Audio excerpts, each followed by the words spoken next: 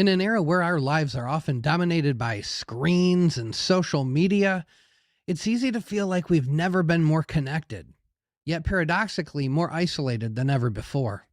The internet, with all its wonders, has reshaped the way we connect. It's opened up new avenues for building relationships, transcended geographical boundaries, and brought together like-minded individuals. And right at the heart of this digital revolution are platforms like Discord, where our Myco community has absolutely blossomed.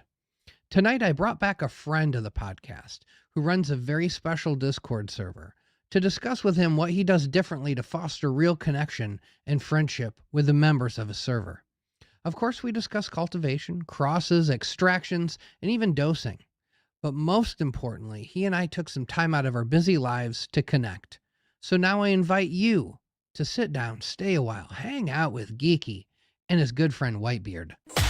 You're listening to the MycoGeeky Podcast, a podcast that inspires people to grow mushrooms at home to improve their mental, emotional, and physical health.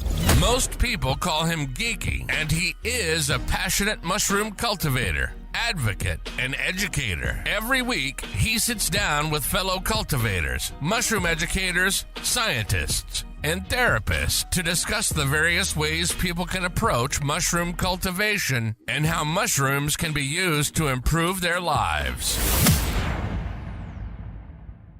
All right, guys, what's up? Welcome to the MycoGeeky Podcast, the podcast that goes deep so you can level up your at-home mushroom cultivation game. I'm your host, MycoGeeky, and we got a great show for you tonight.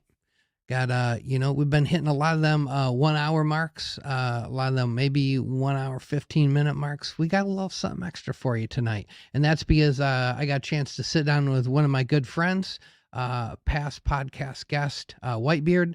So we're going to talk to him tonight. First, let me just shout out, do some shout outs here. Shout out to Patreon supporters. You guys are kicking butt. Definitely growing. The Patreon support is growing. I think more people realizing you don't got to support me at the $25 level. You can support me at the $5 level. You can support me for a month if that's all you can do. 2 months, 3 months, whatever. It doesn't matter. Definitely appreciate you guys showing your support. It's really helping me out. Also want to shout out my Discord mods and all the people in my Discord. I got a lot of people in there now, over 1,500 people, and it's a lot to manage. So my mods are doing a wonderful job. I really appreciate you guys. What else are we doing? Oh yeah, got a lot of questions about the mutant grow along. We're doing a mutant grow along. That should be we should be accepting inquiries about getting those genetics second week of December.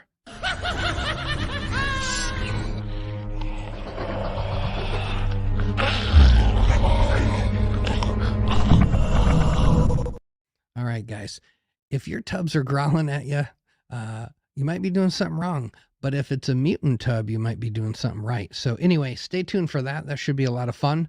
We are getting closer to Christmas, so stay tuned for some announcements around Christmas time. That should be a lot of fun. Anyway, let's just do it. We got a lot of talking to do, so let's get right into the interview with my good buddy Whitebeard. All right, welcome to the show. A friend of the podcast, back for another visit here. Whitebeard, what's up, man? What's going on, brother?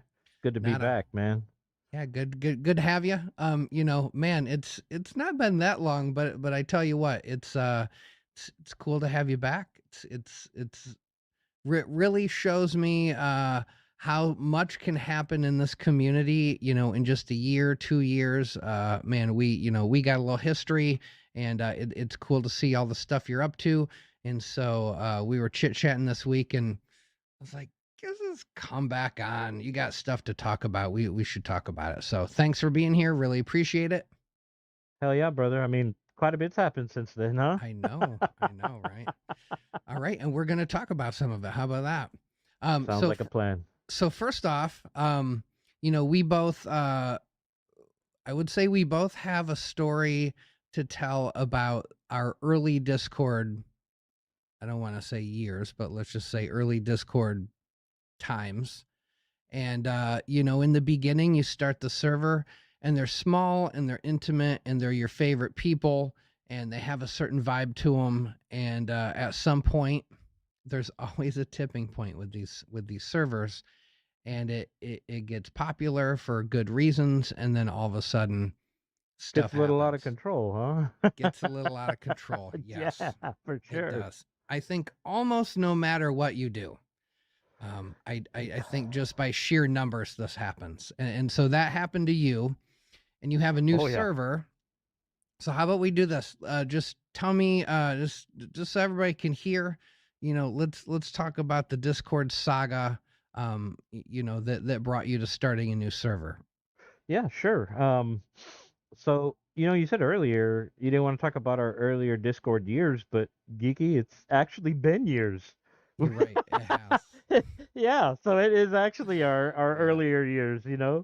Um, well, okay, so the old server I had, which was called the Beard Bunch, existed long before there was any Myco stuff going on in it. It was specifically for gaming and playing Dungeons and Dragons because we play Okay. online Dungeons and Dragons. But All right. there was another server that I had made a bunch of friends in, and that server was just turning real bad. The I'm not going to mention names or the names of the server, but uh, there was a huge power trip going on for the owner and for some of the mods in it, Okay. and people just weren't happy being there anymore. And So this was a gaming server. no, Oh no. okay, my original server was a gaming server, but the Okay. server I'm Okay. talking about is a Myco server. Okay. It was a The Myco server. Okay. Yeah, and so there was about a dozen people that just they didn't have any they didn't really have anywhere else to go. Right. That was their quote unquote home, and but it was getting bad. So I created a invisible side to the Beard Bunch server, to Okay. where you could only see that side of the server if I gave you particular roles that would allow you to see it.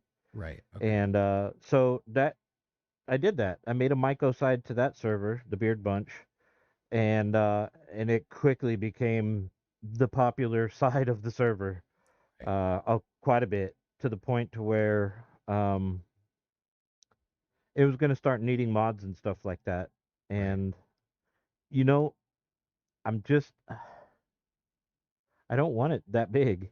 I tried keeping it low, but then some of the people that were already in were like, "Hey, I've got a friend. Right. I could vouch for That's him." how it starts in the beginning. Yeah, yeah. Yeah. So Oh, but it's so good. But I just got one or 17 friends that want to join. Yes. yeah, Yeah. exactly. So it got to the point to where um I just was uncomfortable with it, and also it them being a smaller server, like you said, much more intimate. Yeah. People know each other a lot more, Right. Right. and to the point where we know each other's names, and we're in voice all the time, and we're on video doing our harvests or just whatever the hell we're doing at the moment. And there might be three or four of us doing that at the same time, and Right. you get real comfortable, and I like that a lot, like Yeah. a lot. Yeah. That is a special thing about the culture you create in your servers for sure. Is that yes. So when things get a little unruly, Mm-hmm. it started affecting the other side of that server. Oh. A lot of people were. I don't think that it was intentional by any means, but you had a couple drinks, or you're tripping, or you smoke a couple joints or whatever, and you want to post something, Right. and you end up posting it in the wrong side, and then all of a sudden, all my vanilla friends who don't even know what's going on, that there's even another side to that server, all of a sudden they're being inundated with pictures of mushrooms and harvests and all kinds of stuff like that, and it was just that Getting wasn't working. messy. Yeah. Getting Yeah, messy. that wasn't working. And you try to be nice because they're probably not doing it on purpose, so it's not like you want to kick them out of the server or anything, but it just can't be. Right. So, plus, once things start getting a little bit bigger, there's some infighting going on, amongst Yeah. people that just Hmm. seem to have issues getting along. And even though you make it a point to not talk about religion or politics or any of that, it seems to always somebody just has to inject it, you know? Yeah. And it's like, geez, Yeah. man, you're fucking Yeah. it up for everybody. And I'll tell you this, the stronger, so when I had somebody early on who also came from a gaming background, they had been on, Discord from literal inception, and they said they have seen over and over again servers go down in flames because they were just more relaxed. Sure, talk about politics sometimes. Sure, talk about religion. Sure, talk about this. Sure, oh, you don't like these people. Sure, talk about it. And he said every time it was the absolute demise of the server. So he said, don't do it. You can't, especially out of the gate, set that tone. It will just bring in the worst people. The trolls just get real excited and they just can't wait to show up. So yeah, I think that especially as it gets bigger and as you're growing and maybe not necessarily keeping up with mods and all that kind of stuff, it doesn't take long for some of that stuff to happen. Not at all. Yeah. Not at all. As a matter of fact, I think probably one of the worst things to go down in that server happened literally overnight while I was sleeping. I woke up to an absolute shitstorm and I was like, holy fuck. And then, some people were upset that I hadn't done anything about it. And I'm like, dude, I was sleeping. Like, can you let me wake up and read through all this to see what's going on? But the crowd demanded action, and I wasn't willing to just act immediately on what other people were saying. I wanted to see it for myself, and make my own decision about it. I actually had some mods at the time, and they didn't really take any action on it, which is fine. I mean, leaving it to me, I totally understand, because the situation was, if I was a mod in there, I probably wouldn't want to have made any decisions either. It was a little tricky, we had to do a little research to find out what was going on.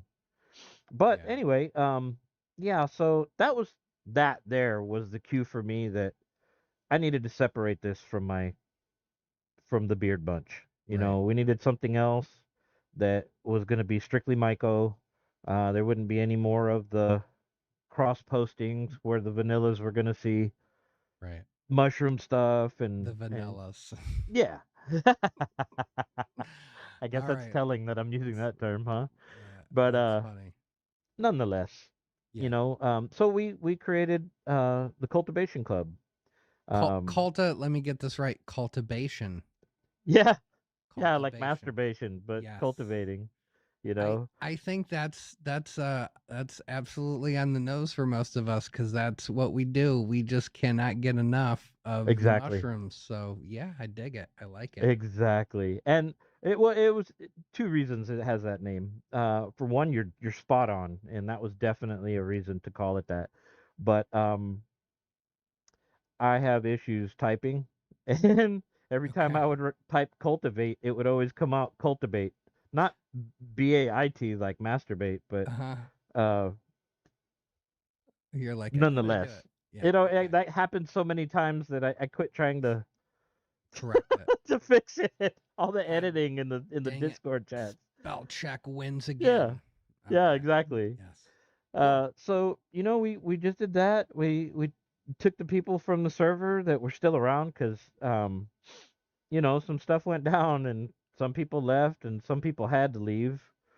And I watched this play out, and it was fascinating, because what happens then, and this is, man, just in general, this is unique, I think, to Discord. I think maybe you see a bit of this in Facebook as well. It's these moderated groups. So whether it's on Facebook or it's a Discord server, it is not hard for a server, if the owner lets this happen, for the mods to be vying for attention and quote power. And some people maybe enjoy that role a little bit too much. And so then what happens if somebody, closer to the owner or in power is actually the person in question, it just gets real political and real dicey real fast, and it's hard to. It's a very tricky situation. Yeah, I agree Yeah. with you 100%. Thankfully, I do want to say that the mods that I did have at that time, I did not experience that with. Yeah, There that's was great. nobody was abusing their powers, and Right. there really wasn't any infighting amongst the mods, um, or like you said, vying for attention kind of Right. stuff. Yeah. They were pretty chill. You know, I have That's to good. say I'm very thankful and fortunate that that wasn't my problem. You know, Yeah. but Oh so yeah, so the new. that wasn't for your server. That was just in the ongoing saga. You know, Oh yeah, Geeky's been in way too many servers for Myco, and I just had to start pulling out because I'm like, I can't do any of that stuff. I don't have the time for it. I'm with you, bro. Yeah, I left a good 30 servers this year alone. yeah. I'm real small. Every once in a while, somebody will message me, "Hey, why'd you leave my server?" And I'm like, "Man, don't take personal offense to it. I do not have the time to be on my server as much as I would like to. So just, you know, Same.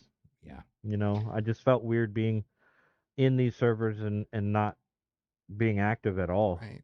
You don't You want to know, so lurk. Yeah, yeah, exactly. you don't want Well, to it's be a not lurk. even lurking. Like I'm not even reading them. I Yeah, don't have time at all to even look in their servers, much less uh, right. Yeah. be active in any way. So yeah, same thing. I've had them ask, "Hey man, why'd you leave the server?" And I'm like, "I'm sorry, bro. I just No offense to no you. offense. I'm just I not in barely have there. enough time for my own, you know." So now I'm in like four. Yeah, Um, I'm in yours and Ginevra's and the Fafo cult, nice. Deadpool's. Yeah, very cool. Yeah, that's But an old school one for sure. yeah, yeah, Yeah, talk about old school, yeah, right? In the that's old old school. Discord days. Remember Yeah, when we all yeah, met up in what was that, Munchausen server? yeah, yeah. Yeah. Yeah, matter of fact, that's I haven't the been in first his in a while either. right. Yeah, that matter of fact, that's the first time I learned that Discord had a Myco scene at Oh, all. right, You know, was I was watching one of his videos, you know, just to have something on in the background while I was doing lab work and stuff. right, And he said something, I can't remember exactly what it was, but it piqued my interest and I checked the about me section of the video to see if he had mentioned that in any right. way in the about Hmm. me, and it had his Discord link and I was Nice. like, "Whoa, really?" Like there's a Discord server about this, and I Right. hopped in there day one, dude. Ran into you. Yeah, yeah. That's funny. That's how I met you. For Yeah, those that don't know, yeah, yeah. that was a few years ago. It But was. yeah. So anyway, the new server, it's a little different. It's a little Hmm. different than the Myco side of the old um Beard Bunch server. Just it's just another server, man. To be honest, And smaller, yeah, much smaller, much capped. smaller. You're It's capping it. capped. Yes, Yeah, yeah. absolutely. And There will never be more than. that's not to create like any sense of exclusivity or oh No, cool, get in the club. That is truly no. just a practical decision of you've been around the block in Discord, you see what happens when it gets too big. Yeah. But yeah, and then to me, too big is over 75, which Yeah. a lot of people might think that that's a really low number, but I feel like that's when it started to lose Right. its intimacy for us. But You now know? also the way your servers work is different. You like for me, I felt like mine at about 2 or 300 was real good. You could keep up with conversations in the channel. You could kind of feel like you knew most everybody in it. Um, but also, we were not doing a lot of active voice chats. We were not doing a lot of go live videos. So it was a little bit different. So I can see for the way you run your server, that does sound absolutely about right. Yeah, like you said, man, this has nothing to do at all with exclusivity or anything like that. It's not Right. the cool kids club. It's just that is the level where I feel like I can run it without needing mods. Right. The atmosphere is very family oriented, and what I mean by that is just there's a bunch of us in there that have known each other for years, you know, Right. and some of the newer people, oh, by the way. I went to a vetting technique before I Okay. admitted anybody to the server, and that has made a massive difference. All right. What In is it? Let's hear it. What's the vetting technique? Oh, well, I mean, basically, I just if you ask to come in, first of all, I prefer if you were referred in Right. by an Okay. existing member, right? And even them, they still get vetted. It's Right. nobody. The only people who didn't get vetted were the people I'd already known for a good while that were Right. in the other server. Right. Right. Everybody else that's been added, but it's just a sit down. I We see. get on. Okay. We get So in a there isn't call. like a tactic. It was just you should have a vetting process. Yes. Right. It's If you just want an intimate server. If you're not trying to play the look how big my server is game, if you're not playing that dick swinging contest, then vet people. Yeah, that makes sense. Yeah, it's just a sit down, have a little conversation, see if they pass the vibe check, ask them a Right. few questions, how long you been cultivating, what type of experience do you have? Are you Right. interested in, extractions or any of the other stuff beyond just the cultivating part, and Right. just get a feel for them. Yeah. I really, really make sure that anybody who comes in has thick skin because we joke a lot, and they're bad jokes. Like, Right. Yeah. if you are easily offended, you will get offended in there. Right. But nobody means harm. It's just like Right. the guys razzing each other, Right. like back when you were kids and you were all telling your mama jokes and shit like Right. that. Yes. It's just part of the community, and I got to make sure that they understand that we're like that, and Right. that you crying about it is just going to get you sent Yeah. packing because And that's the whole vibe in some servers. That's literally what it's all about. Is finally a place where I can just make some jokes, be irreverent, not have to worry about people getting upset about it, and that's a lot of people like that. I am yeah. way too big for that. I Oh got yeah. I don't know 1,500 people, and I prune that sucker all the God. time. It probably would be 5,000 or 6,000 if I had not so just ruthlessly pruned it, because there was a tipping point after the Christmas giveaway last year where we just had such a flood of people coming in. And sadly, I think it's because, like, oh, look at this guy, he's giving away free stuff. I want free stuff. Oh, of course. Right. That's Who all it doesn't? took. That's all it took. Right. Who doesn't? I've been to Costco. Yeah. Yeah. I want a free sample of food I don't even like. Like, Yeah. yes, that's what we do. It's true. Man, I wasn't aware that you were up that high. I quit paying attention to how I the keep member trying to count keep it once you low. hit I can't. 500. No, I can't keep it. I can't keep it lower. I mean, the whole angle, I loved it when it was real small, but at a certain point it was like, I got people watching the show.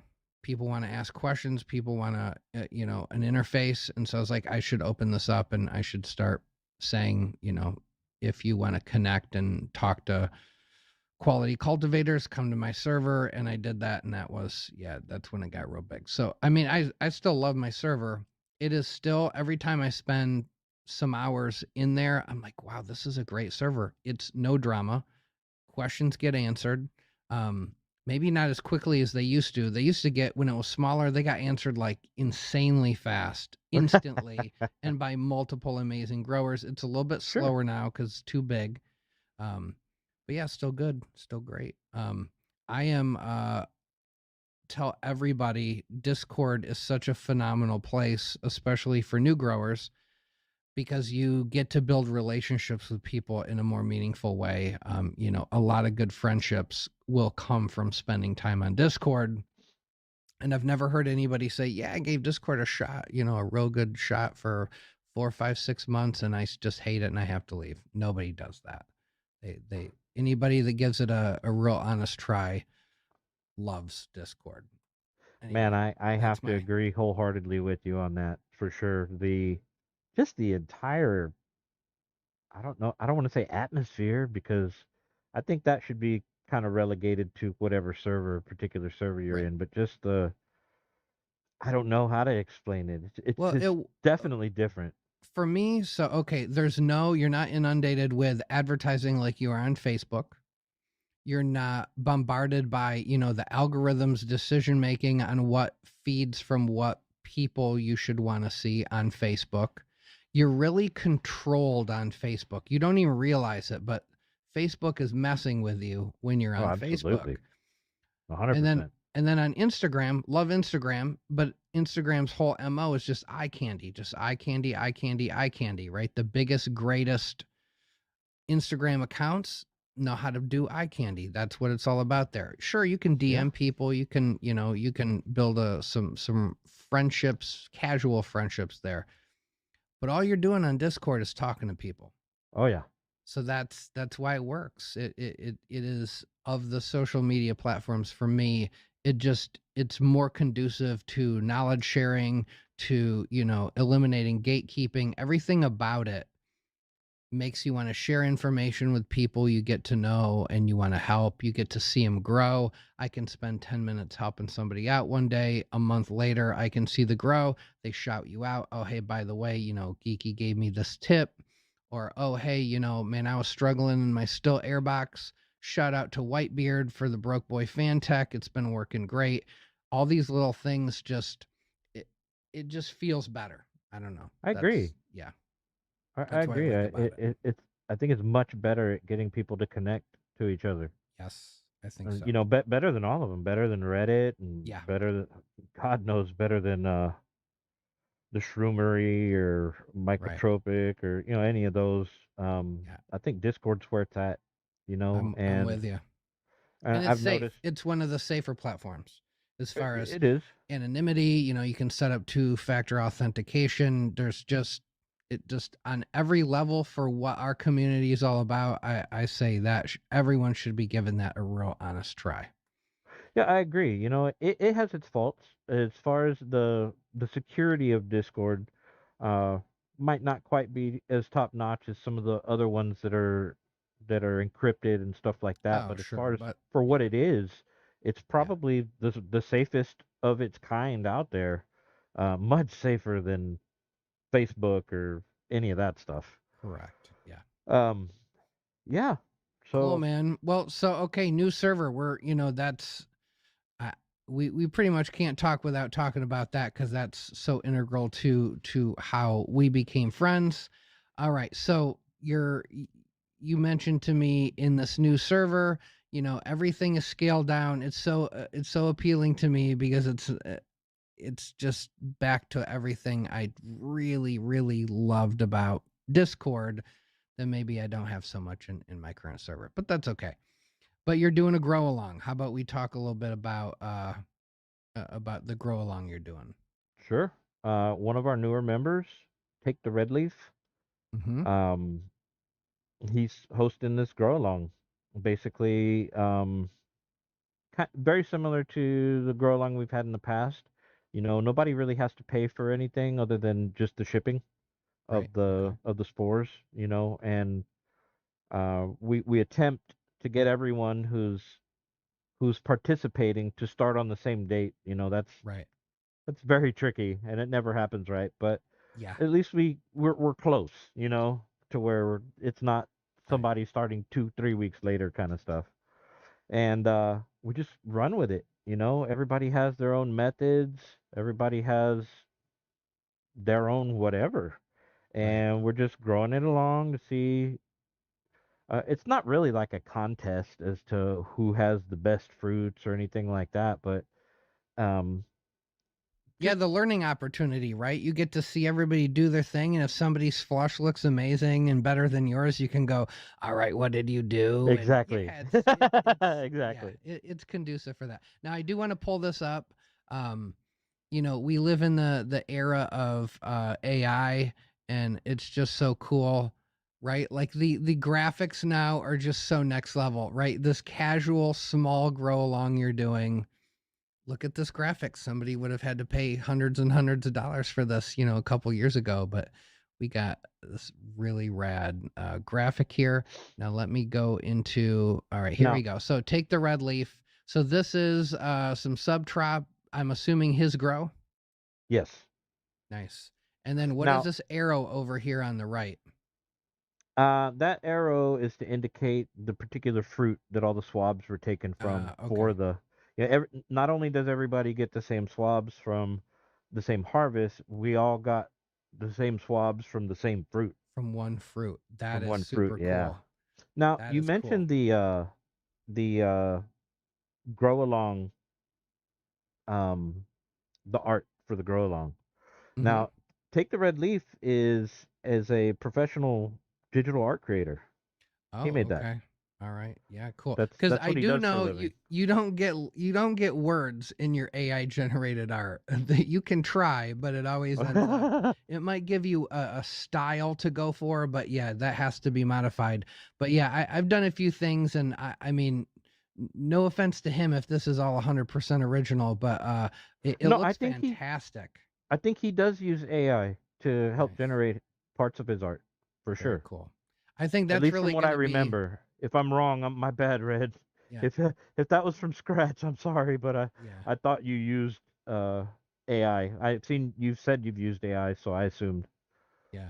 The I think that'll be the future is the way the definition of an artist will shift a little bit from, you got to mix your own paints and you got to sit around and stretch your canvases and paint meticulously with all your little brushes to using the latest technology. So I'm cool with it. I still love all the old school, by hand stuff, but we're not going to stop this, so we might as well, embrace it to some Embrace degree. it, yeah. Yeah. Now, I don't think that was all AI. I think he did quite a bit to Oh that. He no, does. I think he had to do some of it to. Yeah, Yeah. absolutely. Cool. So again, that's so rad. Everybody's grow is going to come from A the single spores fruit. of a single fruit. That will be very cool to Yes. see the variety there and all that kind of stuff. Very cool. All right, let me pull that Yeah, I was off. very excited about that. I thought that all of them coming from the same fruit Yeah. was just that Cool, was man. badass. And so how many people you got participating? I know your server's under 100 right now. And I think you're trying to keep it that way, correct? I'm trying to keep it. Well, I'm not trying. I'm going to keep it under 75. Under 75. Okay. Yeah, And so 75 is my cap. how many people doing the sub trap grow along? Because it's not just a cube thing, right? You got to do a little bit. You got to treat them a little different. Well, funny you say that. Of all these years I've been growing, Uh-huh. I've never grown anything but cubes. This is going to be the very first Oh, time. all right. I've never grown medicinals. I've Mm-hmm. never grown gourmets. I've never Right. grown anything but cubes. Period. Cubes. Okay. Yeah, Yeah. cubes. And for over 2 decades, it was nothing but golden teachers, B plus, Right. that kind of stuff. You know the Yep. yeah, Yeah, you know, Wombat and told a very similar story. He was like, "Man, back in the day," he goes, "there weren't many choices." yeah, there Yeah, wasn't. There yeah, really wasn't. yeah. But yeah, so this is going to Cool. be I'm getting my I cherry like pop it. I on like growing it. something other than a cube. And so another reason I'm really excited about it. That's great. And I think that, some people who are maybe newer to the Hmm. hobby, probably most likely their first non-cube too. Right. Yeah. So I I think think that's that's a pretty good neat. one.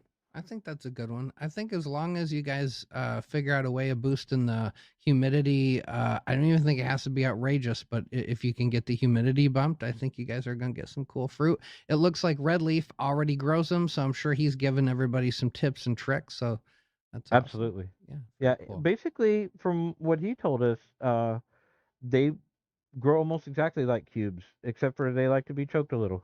So Oh, I actually have not specifically heard. So he doesn't add additional humidity to them. I Oh, don't know, now to I'm be asking out of honest. your wheelhouse. Okay, all Yes. right. Yeah. So, okay, we'll let you get the grow I along don't want to done. start telling lies, man. We'll find out what works and what doesn't. We'll talk about it a little bit later. Okay, cool. Hell yeah. Nice. Well, that's great. I think the grow along concept is great. I think the first time I got exposed to it was Yoshi was doing a grow along. I think it was Natalensis, and I just thought this is so smart because some of these harder to grow exotics or wood lovers, right? The techs are not perfectly dialed on this stuff. They're more complicated to grow, they're more finicky, and so why not get a bunch of people farting around and trying to figure out how to grow these things more successfully. So, Agreed. yeah, we're doing a grow along coming up for mutants. I think Enigma remains one of those cultigens that a lot of people have wanted to grow for a long time and haven't. We had Mick on. I know, we both have known Mick for a while from the Limitless days. Oh yeah. And so afterwards, I was talking to P Funk, and he was like, because I was saying, I think it's about time for another grow along. We did the iceberg grow along. Man, we had people turning in results from that 7 months later, like way later. So Wow. I was like, okay, finally, I think that grow along is done. It's about time for another one. What should we do? And then after I had Mick on, I was like, yeah, okay, mutants. People want to grow them. This will be a good chance to let people finally get their hands on all these genetics and grow some mutants. They're potent. They work.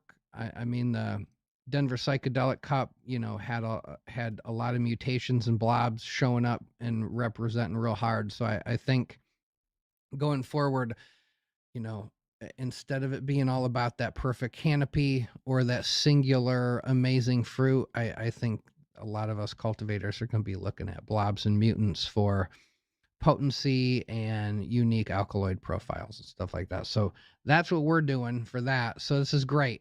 I got Whitebeards doing subtrops. We're doing mutants. I don't know what everybody else is doing. Hopefully it's more than just cubes, because there's such an opportunity in the community to start growing other stuff. Stuff with Right. psilocybin in it, but other stuff. Yeah. Sure. So that's cool. All right. So next up, you sent me a bunch of pictures. You said, all right, last time I didn't do so well with the photos, so you want to make sure you get some photos in there. But of course you're kind of, proud of all the people in your server. So you sent me a bunch Very of cool much so. photos. Very much so. Let's pull some of these up. Now let's start. You wanted to talk about, you said you had some people in the server who are doing a lot of stuff with extractions, tinctures, some unique ways of extracting or using the psilocybin in the fruit. So let's pull some of that stuff up here. All right, so this first photo is from Special T. What do we got here? It looks like one of them jewelry cleaners. Oh yeah. Yeah. All right, This what's is up with that? Well, we've been hearing about how to utilize sonic generators to break down cell walls and things like that of the fruits to achieve better extractions than the way we've been doing it for decades now. Making blue juice, things like that.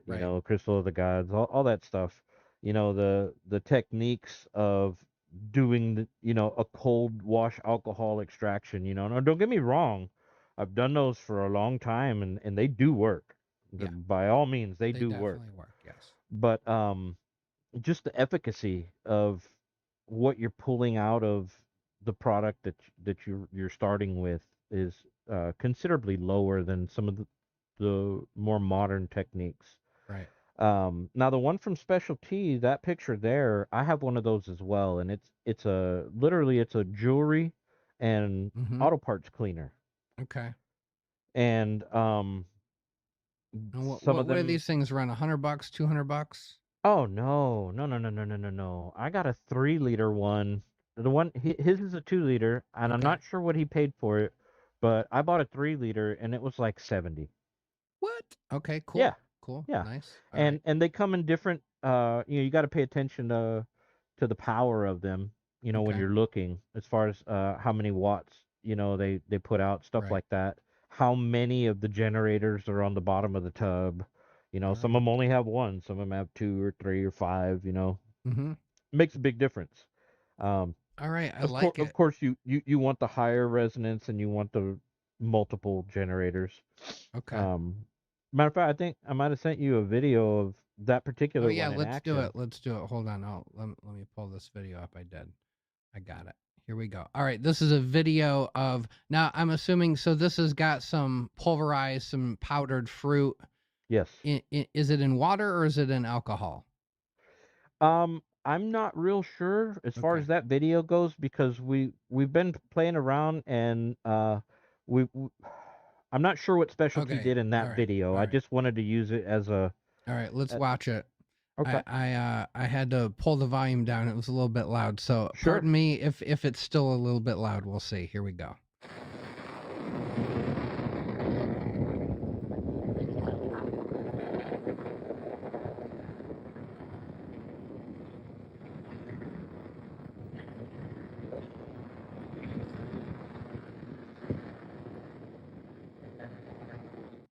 All right. That looks like something's happening in there Oh, for yeah. sure. Big time. Yeah, I know those things work like incredibly well for cleaning jewelry, or I know they get used for cleaning like carburetor parts and things Yep. like that.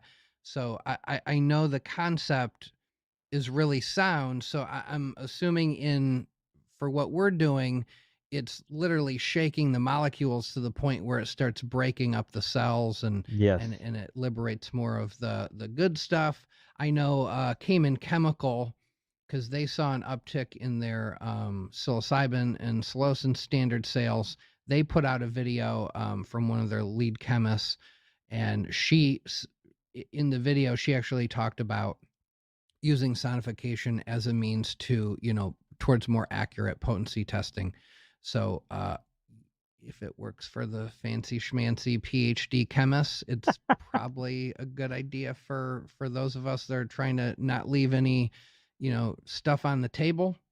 Absolutely. Yeah, cool. And you All were right. asking about water or alcohol. Mm-hmm. Um, those of us that are playing around with this I'm understanding a tendency that they're doing two washes. Like one is an alcohol wash, one Okay. is a water wash to bring the solubles out of whatever the other one couldn't, and then Right. they'll combine those and do like a warm water bath to Okay.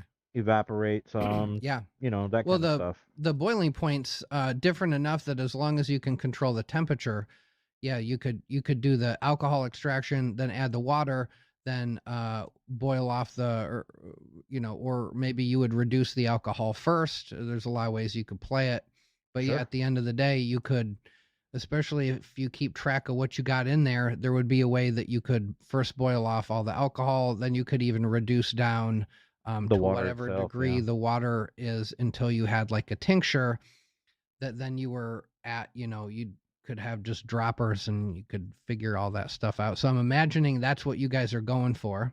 Yes. Um, Also, that also aids in with dosing. Like if we know yes. we started with a particular amount of grams of fruit, Yeah. and this is what our what we've rendered. Right. We know how many milliliters per Yep. gram Yep. kind of thing going on. But it's a little tricky though because damn dude, that doing it that way, it's more potent. It is way more potent. Well, Like when you've it's just liberated it. It's just the way it's working pharmacologically in your body is different, right? yes, It's not contained in the fruit that's now going through your GI tract being broken down exactly. that way. It is fully liberated. Yep. Yeah, so I'm sure the come up is different, the duration on all levels. It's Yes. like when you take a Tylenol that's got a gel coating versus just the raw powdered Tylenol, it works differently. Yeah. Absolutely. It seems to be that like gummies made with this Mm-hmm. are the come up is much faster. Yeah. Like you're feeling it in 10 minutes kind of Yeah. stuff. Rather than And 30 to 45 minutes. Yeah. exactly. Yeah. And the trip seems per gram wise Shorter. much stronger. Oh, stronger. But Oh, okay. also shorter. The Yes. trip shorter. That was my understanding. Yeah. Shorter trip. Just because it Yeah. all gets out there quicker. It's not when it's in the fruit on one level, it's, the fruit is its own little time release capsule. Sure. So it's moving through your GI tract. It's still being pulled out in the small bowel and all that stuff. But yeah, so this is it's cool. Now, when I had George Selhorn on, he was saying it's so fascinating how it seems to be working out that cannabis products seem to just love gummies, whereas psilocybin seems to really be, people seem to be loving these chocolate bars. And he's like, it's so funny because psilocybin is a polar molecule. It's water soluble. So he's like, it would make more sense that you would be making more gummy products with psilocybin, whereas cannabis is lipid soluble. So it would make more sense of being the chocolate. With that said, I've had plenty of chocolate bars. They work great for mushrooms for sure. But I love it seeing people develop gummy products. I think it's great. I have not actually tried any psilocybin gummy products yet. So give me one moment. Okay. I have from someone in our own server has sent me Oh. some gummies Nice. that they made. This is their company brand. The Unknown Apothecary. I like it. That is catchy. It is, right? I thought like the it. branding was pretty nice. Yes, that is nice. They were so gracious as to send me. I don't know if this was their first batch or what, but they needed testers, and I volunteered, and I said, "Hell yeah!" Hey man, you got to get me on those testing lists. Geeky accepts all forms of testing products. Yes. Right. Cool, man. Well, you'll have to let me know. What you think of those. Now, is that specialty stuff or is that somebody else? No. This is someone else in the server. All right, cool. I tried to ask them if they wanted me to, kind of help promote their stuff, but they didn't respond. So I don't necessarily want to put their screen name out there. I think if they want to be Unknown Apothecary, he didn't specifically tell me to put his name out there. I'm gonna leave it unknown. You'll get the branding. Cool. They have been tested. My loving Sweet Pea has tried these, and she had one hell of a time. Nice. These are supposed to be a third of a gram each gummy, and she trips pretty good trips, 3.5, 4 gram trips normally. So I gave her 6 of them, which should have been 2 grams. Right. And she felt them. Oh, yeah. Not only did she felt them, she felt that it was a bit overpowering. Wow. Like there was a moment where I kind of had to trip sit her and be like, "It's gonna be okay, baby." And she's like, "These are much stronger than I'm used to." And I'm like, "Okay." Yeah. See, that's a different roller coaster ride. Yeah. The active ingredient is it's formulated different, right? It's the way it's moving into the bloodstream completely different. So that's very cool to see. I think that's going to be going forward a lot of an opportunity for our little underground community to figure out is the different ways of both controlling dosage. Because what's great is if you do these big extractions and you have this reduced tincture, you can batch test that pretty simply.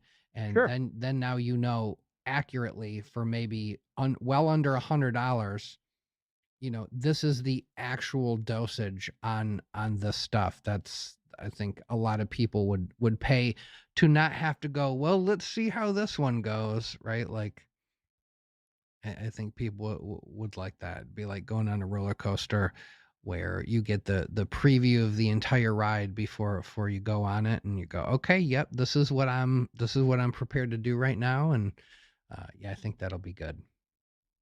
Cool, man. You had mentioned Specialty. He also makes gummies in our server as well. Yeah, let me pull up. I think I have some photos of his. Yep, there we go. I would like to. It's this for me. I have hesitated. This is like just another rabbit hole. I'm afraid I'm gonna go down too far. So I think I'm cool just finding someone who's making these. But yeah, this looks cool. I think this is a great. I mean, that's got to taste better than chewing down, 12 grams wet or however many grams wet you're gonna eat, right? These ones here are delicious. Yeah. There's nothing gross at all tasting about these. It's great.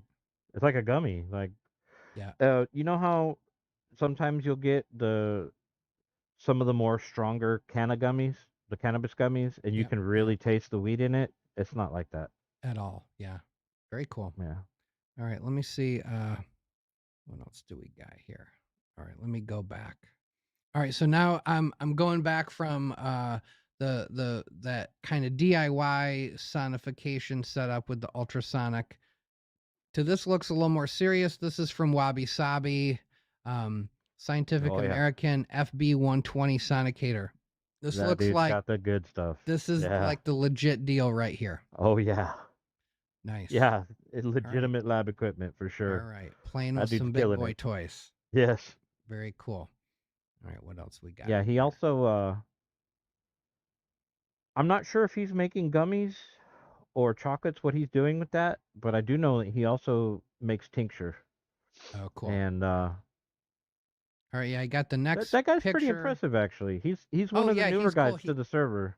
Oh, and, he's been in my server a little while. Although I think he kind of really? roams around. Yeah. Sure. Yep. All right. So now I got a picture here from him as well. It looks like, yeah, tinctures of some sorts, really dark. Oh yeah. I think I could be wrong, but I think that's like the progression of All right, cool. Because I think if you look at the one on the right, it looks like it still has fruit in it, you know. Okay.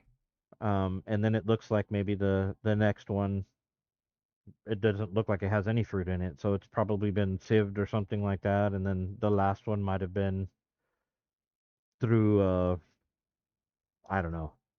I haven't really talked to him a whole lot about it yet. I just know we have a few of the guys that do tinctures. I've been making tinctures for a long time. Nothing serious like these guys are. I'm just now getting into it with that sonic generator jewelry cleaner, parts cleaner thing. Cool, So man. that's really up in my game, quite a bit. Yeah, But now I'm curious about shelf life. Any anecdotal information on that? Like, have you made these, and how long have you stored them, and how long do they seem to be now staying potent? me personally, I haven't had an opportunity to store what's been through the sonic generator yet. Okay. The only way I've done it before was the cold alcohol wash, and that lasted quite a while. But I kept it in the freezer, in dark bottles in the You did. freezer. Okay. And then would let it set out for a little bit before I wanted to use it, and then put it right back. That was, I think it took well over a year to use up that tincture, and And it kept working. yeah, Nice. it didn't seem to have lost any of its potency. Very cool. All right, what else we got here? All right, so now I got from Wizard of Green.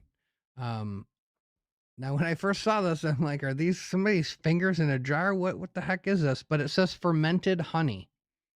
Oh yeah. All right, so what? I mean, I think I have a hint about this, but what's up with the fermentation part of it? This scares me. I'm just thinking botulism right now. So what's up with the fermented honey? That's probably a question for Mr. Wizard of Green. Okay. I know he explained it a little bit to me. I haven't gotten into it real in depth. I just kind of wanted to showcase some of the different things that different people are doing in the server. But he said something about how he had heard about basically the same technique with garlic. Okay. And that it was supposed to have, a lot of what do you call it? The gut bacteria benefits. Good bacteria, yeah, beneficial bacteria. Cool. Right. And so he's following the same process but with cubes. Okay. And so hopefully all right. This is all for Wizard of Green to test, because I would need some proof on this one. I do know that one of the main concerns when you make like blue honey, they call it, right, is that your fruit has got to be very dry, because if on any level you fail to fully dry your fruit and you put it in some honey, it can literally breed botulism. So I hope he proceeds with caution, eats, if he's testing this out, very small amounts, but I don't know anything about this, so he might be onto something. Hey, he could be tripping and using Botox at the same time. Who knows? Exactly. Just rubbing a little fermented honey on his face. Right? On the forehead. Facelift. Yes. Who knows? Right? Oh my gosh, that's funny. All right, so then we got all right, so this is one of my old school homies here, Rogelio.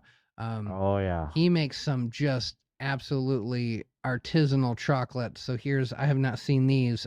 I've seen a bunch, but Yeah, these look great. So he's knocking these out of the park. Always. That guy. I've heard they're delicious too. I haven't actually tried any yet, Same, but I know a couple people who have, and they said his chocolate's pretty damn good. that's But we awesome. all know how beautiful they are, right? Oh, Like yes. I could. He sent me 100 pictures. Oh no, that's a lie. He didn't A send me lot. 100, but he sent me, and Yeah. between what he sent me and what I've seen in the server and what Yeah. I've seen in your server and all that stuff of his chocolates, Yeah, they're amazing. they're Yeah. amazing. Yeah, shout out to him. He's great. He's awesome. Um he's one of the real ones for sure. All right, so Absolutely. you sent me where is it here? All Great right, sense you of humor wanted too. Oh yeah, he's super hilarious. Yeah, he is. He's one of my favorite mods. His Um meme game is on point for sure. well, I don't let him mess with that too much in my server, but yeah. Yeah.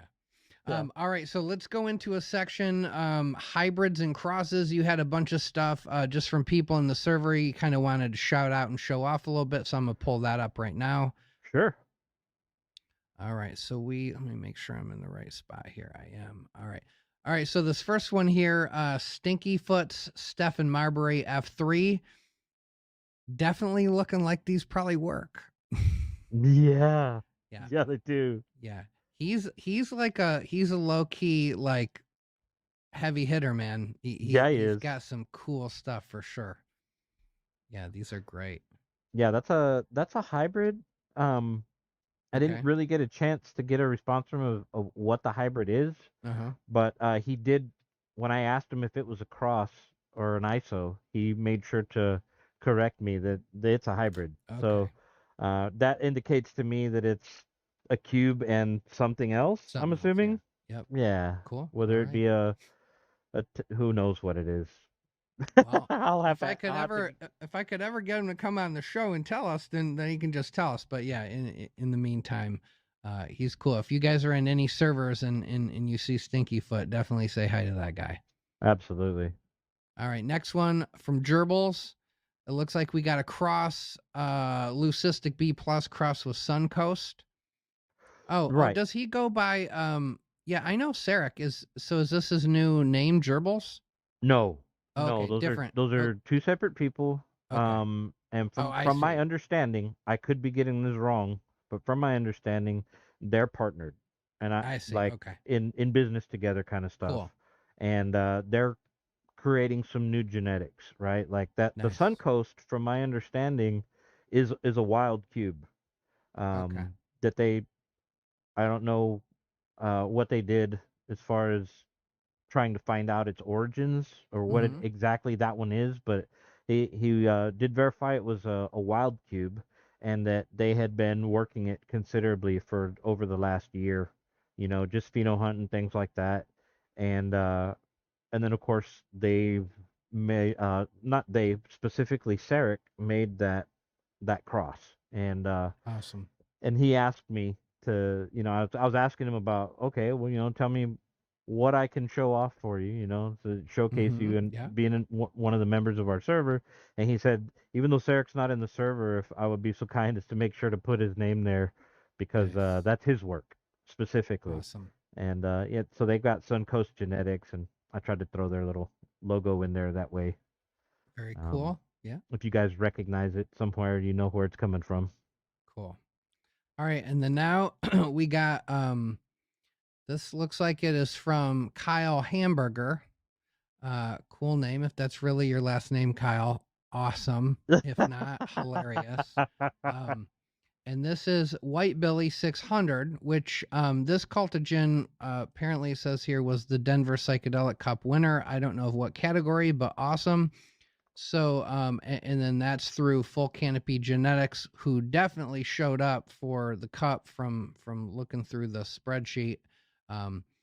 Yeah, these look like absolute bag fillers right here. That is nothing but fruit in that bag. Yeah.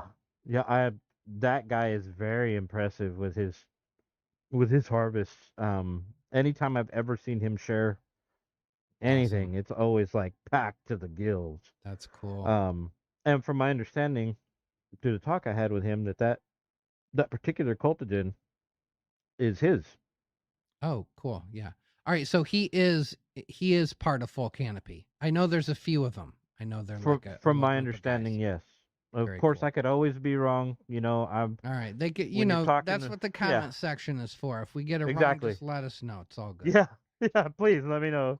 All right, and then now I got from Fatal, also a mutual friend.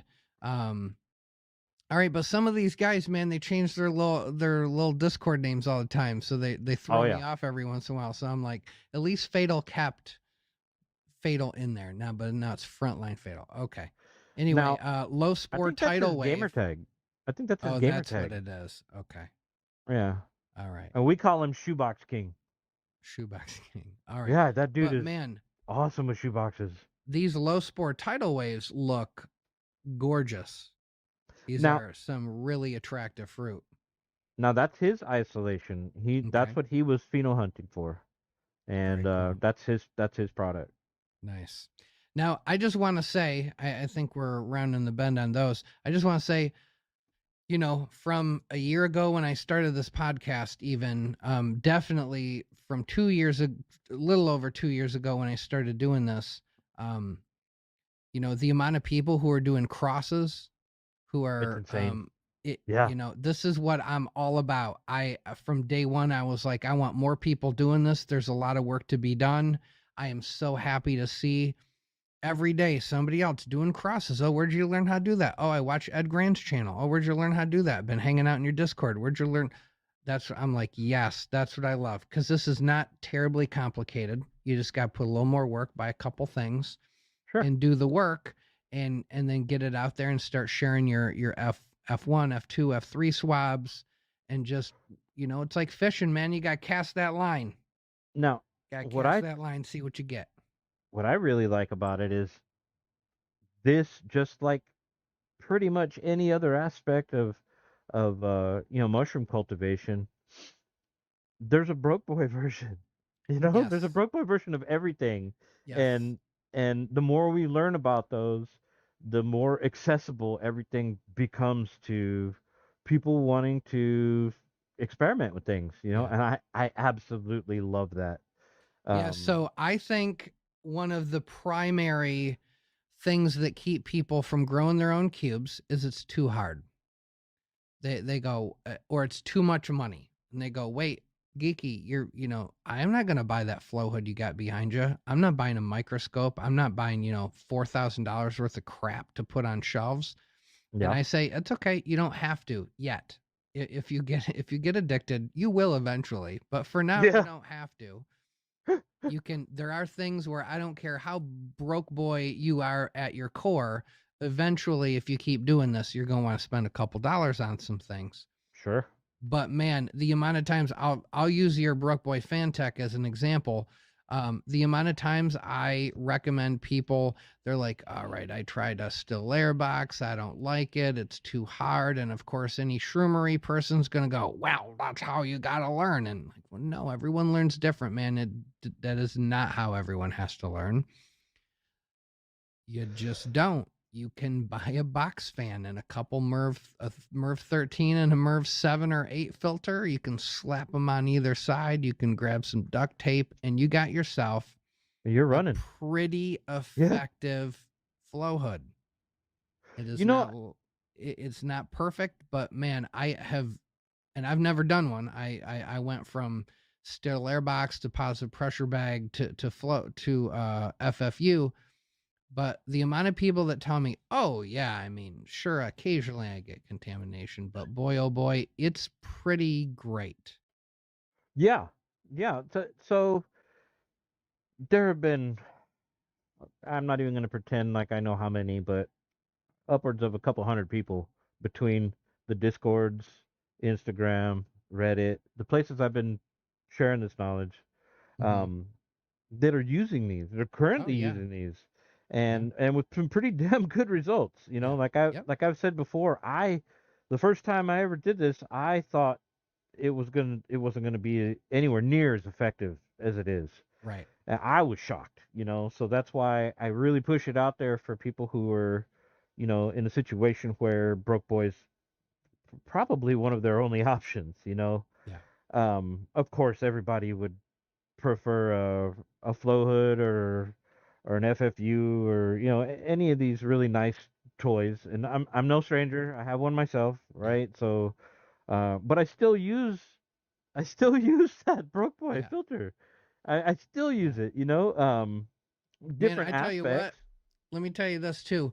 The people who do it, who go, you know what, you're right, that's pretty cheap. I'm gonna give that a try.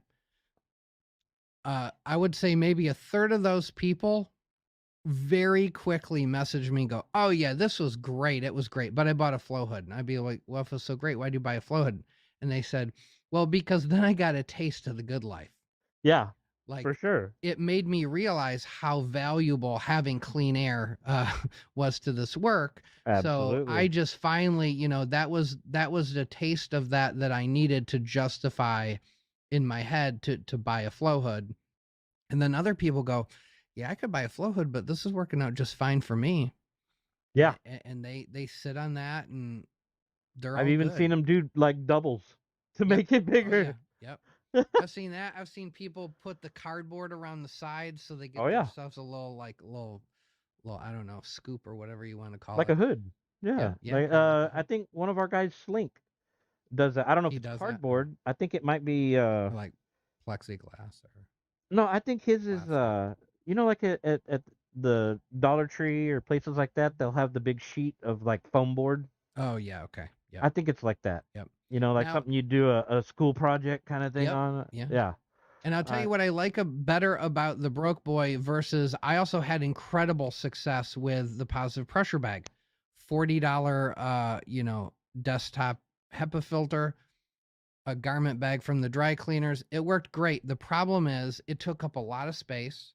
And in an ideal world, you wouldn't have to dismantle it, right? You want to keep it just set where it's at. So for some people, they need to bring it out onto the kitchen table, do their agar work, and then put it away again. That right. the Broke Boy fan is perfect for that. B- Super, super easy. Put it in a trash bag and stick it in the closet, man. It Exactly. keeps all the dust and you know dog hair and pollen and Yep. Yeah. in our dander and all that shit. It keeps it all off of it until you use it again. It's so easy to store and keep clean. Exactly. Man, Um, speaking of that, speaking of a Broke Boy tech, man, that kid from Connecticut who just got busted, um I was looking through some of the photos from that bust, and he had fashioned a thin little board that was just barely smaller than his FFU, and he had set that on there, and it looked like they got this kid right when he was like processing some bags. And I thought, oh, that's so smart, because unfortunately, I do occasionally process some bags in front of my flow hood, and every once in a while, I get a couple pieces of sub stuck in my filter grill, and I have to like really meticulously, like I'm playing the pick it game out. Operation again, try Yeah. to like let it fall out again. And so I was like, oh, dude, that's so smart. So shout out to that guy. I hope things go well for him. I'm not thinking he's going to get too much time, but yeah. Anyway, We're so praying not, right? side story, but yeah, I thought sometimes it's really simple little things that are smart. That, man, I don't know how many times I've had to pick dirt out of that grill, and I'm like, all I needed to do was just get a little cardboard. So might have to get one of those going here pretty soon. Right. But yeah, so that fan works great. I occasionally hear people hating on it, but people You hate know, on all sorts of stuff, man. They maybe they tried it and it didn't work.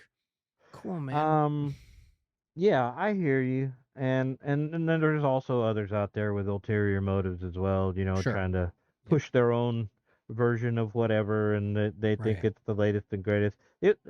I don't have an issue with somebody saying that they don't like it, the BBFFU. Yeah. If they've I tried it, get that. and Right, if they sure, tried it. If if you they tried haven't it. tried it, just you can just say that's not for me. I'm not interested in trying that. But man, if you haven't tried it, like that's like my kid, right? My kids, I don't like that. Oh, you don't like that? Yeah, you're 4. You haven't tried that. Don't tell me Exactly. you don't like it. You ain't tried it. Right. So yeah, Or the those ones people that need to will quiet down. yeah, or the ones that will tell you all the reasons that this just doesn't work. It can't Right. work. There's no Right. way this can work. And then it's Yeah. like, okay, but what about all these couple hundred people over here, including myself, Who's who doing have it? all used these with excellent success? Right. How do you manage to, They do though. do the mental gymnastics of saying, "Oh, that's garbage," and there's Yep. no way that could work when Yep. it's in use currently with so many Yeah. people? It's Yeah. just like, why? I don't Why know. are you hating There, on this? it's childish behavior, is what it is. Because it's just like, again, I'm gonna go back to the kids. My oldest daughter didn't eat pizza for the longest time. It's gross. Oh yeah, it's like the most popular food in America. It's one of the most popular foods on the planet. Everyone who eats it says it's amazing, but we're all wrong, and you're right. You've properly assessed it as gross. Okay, Yeah, fine, sure, yeah. right. It's childish Well, behavior. well, Like, and look, man, if it works, why do you even care? Some of these people spend so much time arguing with you, and it's like, what do you even care? yeah. Well, and then there's also those with, ulterior motives Yes, yes, it that could be the they're whole, well, don't do that because I have a flow hood I want to sell you and stuff like that. Yeah, sure, exactly, or I right. have a design that I'd prefer that you use, and Yes, sure. and I've seen that a few times, Yeah. and I've even gone so far as to, on those videos on YouTube when I see them, to compliment their design and be Mm-hmm. like, um, this looks like this could be helpful to a lot of people. Yep. It looks like it provides some fairly steady, clean air, and that's really what we need more than anything. Right. Yep. Uh, so it's interesting to me when those same people that I'm complimenting, come back and wanna talk a whole lot of mess about the BBFFU, Right. and Hey, people get, it. I mean, think about how many times you've, maybe not everybody's been in this situation, but think about how many managers you've had that like come up with a little idea. They want to execute their idea and they get so wrapped up in their idea. And then somebody like says, hey, but what about this? And the thing right. they bring up is the thing that like just completely ruins their idea, but Oh they can't let go of it. They just can't go, yeah. oh well crap, I didn't think about that. You're right. We're gonna completely abandon that. They can't let go of it. Well, and what I find interesting about these other people with their very ingenuitive designs. Don't get me wrong. Yeah. I praise these guys. As long as it's providing steady, clean air, that's awesome. And the cheaper and the easier it is to put together, even better. Right. But I have this thing where people are using terms that just don't apply. Like Sure. laminar flow hood, and it's like Right.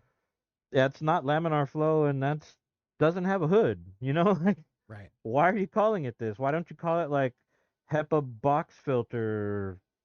I don't something that's actually true.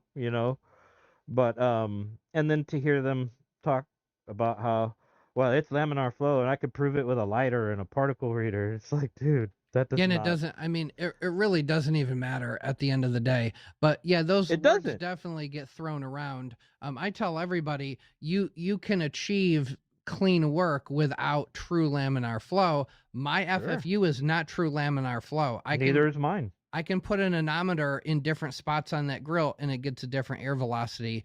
It's much lower in the middle, it's much higher on the sides. Well, But it and doesn't keep me from doing clean work.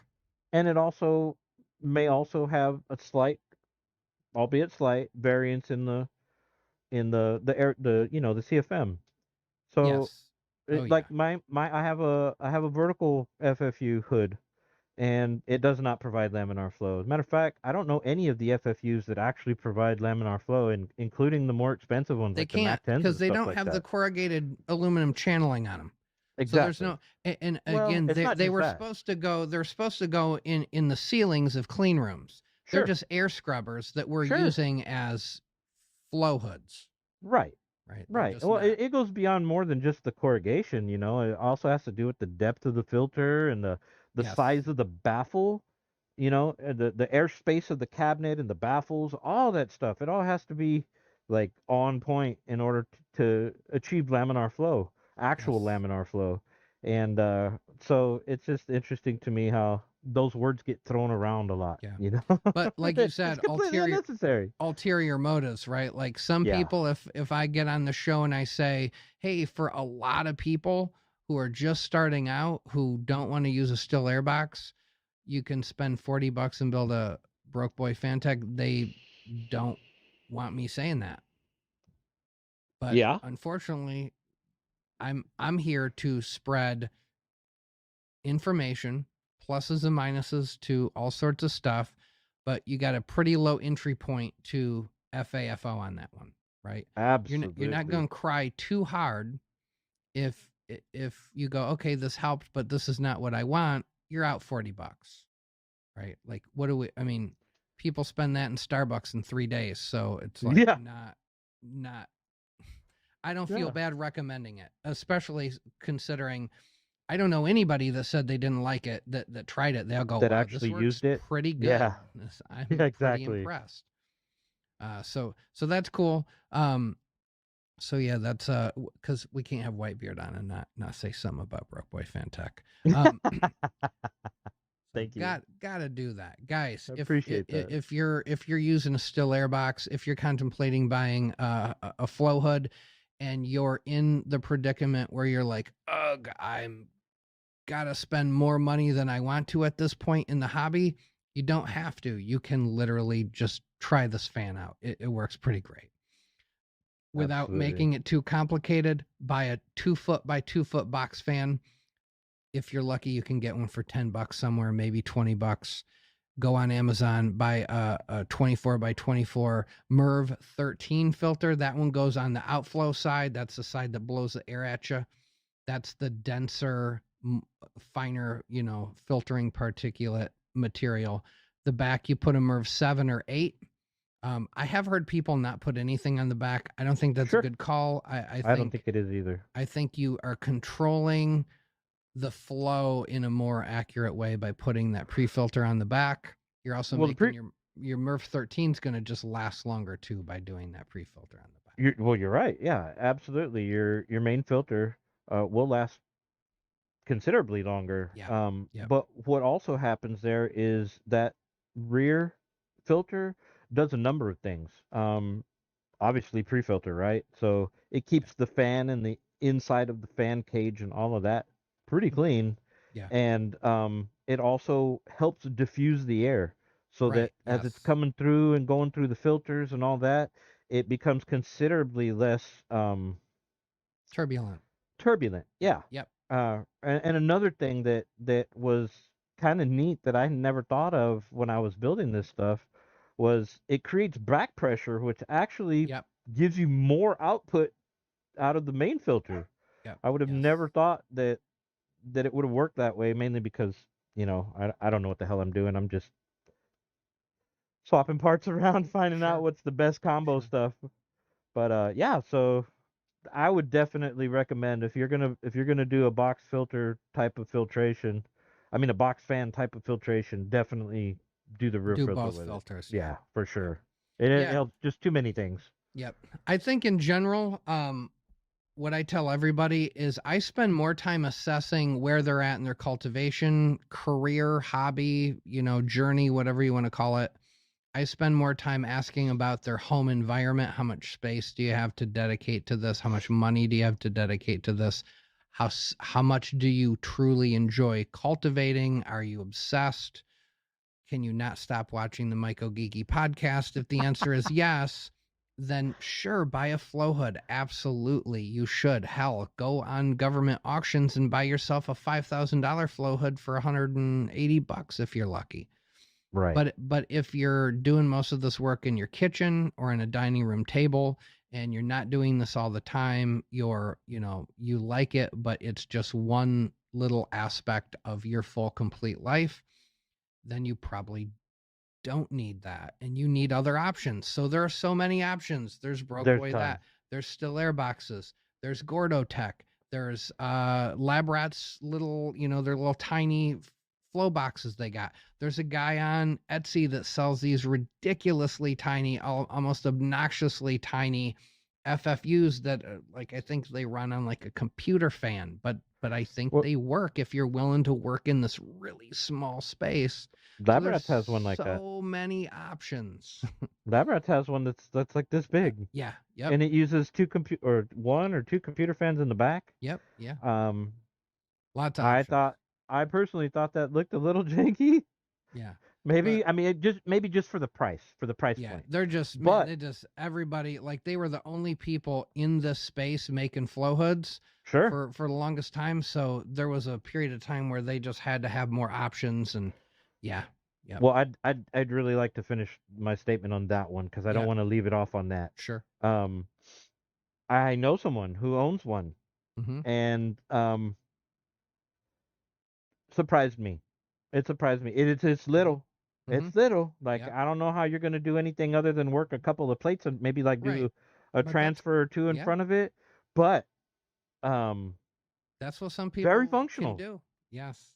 for what it Man, is. It's very functional. if you guys are on Instagram, you can go over to Mushman9000's page and you might find yourself a couple photos. He custom built a flow hood. I guess he found himself a real narrow, like really long rectangular HEPA filter.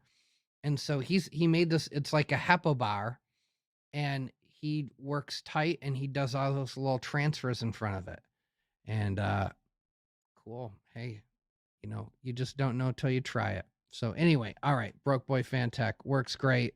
Good option for a lot of people, low cost. All right, where are we at here? Very easy to put together and almost no parts as well. Anybody can do it, right? Unlike anybody. Dude, the amount of people that are like, I watched the video. I'm gonna build a laminar flow hood. I'm gonna build the plenum. And I'm like, man, I used to work in case goods. Building a wooden box is not as easy as you might think it is. If you have not done it before, you might, run into a couple hiccups. I've had a lot of people, they run out, they immediately buy their Dayton blower, they immediately buy their $400 to $600 HEPA filter.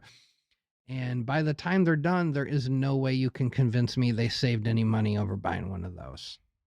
Well, not only that, takes up more space. I was gonna say the space up- alone, and how heavy it is and cumbersome to move. Yes. Yeah. I mean, Yeah. if I have to, I can move that by myself. I'd rather move it with two people. But 3/4 inch ply plenum box for a 2x4, there's no possible way I'm moving that by myself. Now, Well, see, my first one I built like that, almost exactly what you just mentioned, except for I used MDF, and it was, geez, it was heavy. Well, MDF, well, not only heavy, but just because of its size, it's so hard to do anything with it. It's just It's like a dryer, right? Like if that whatever a dryer weighs, I can lift that just with free weights, but it's so bulky and big, nobody's moving a dryer by themselves. Yeah.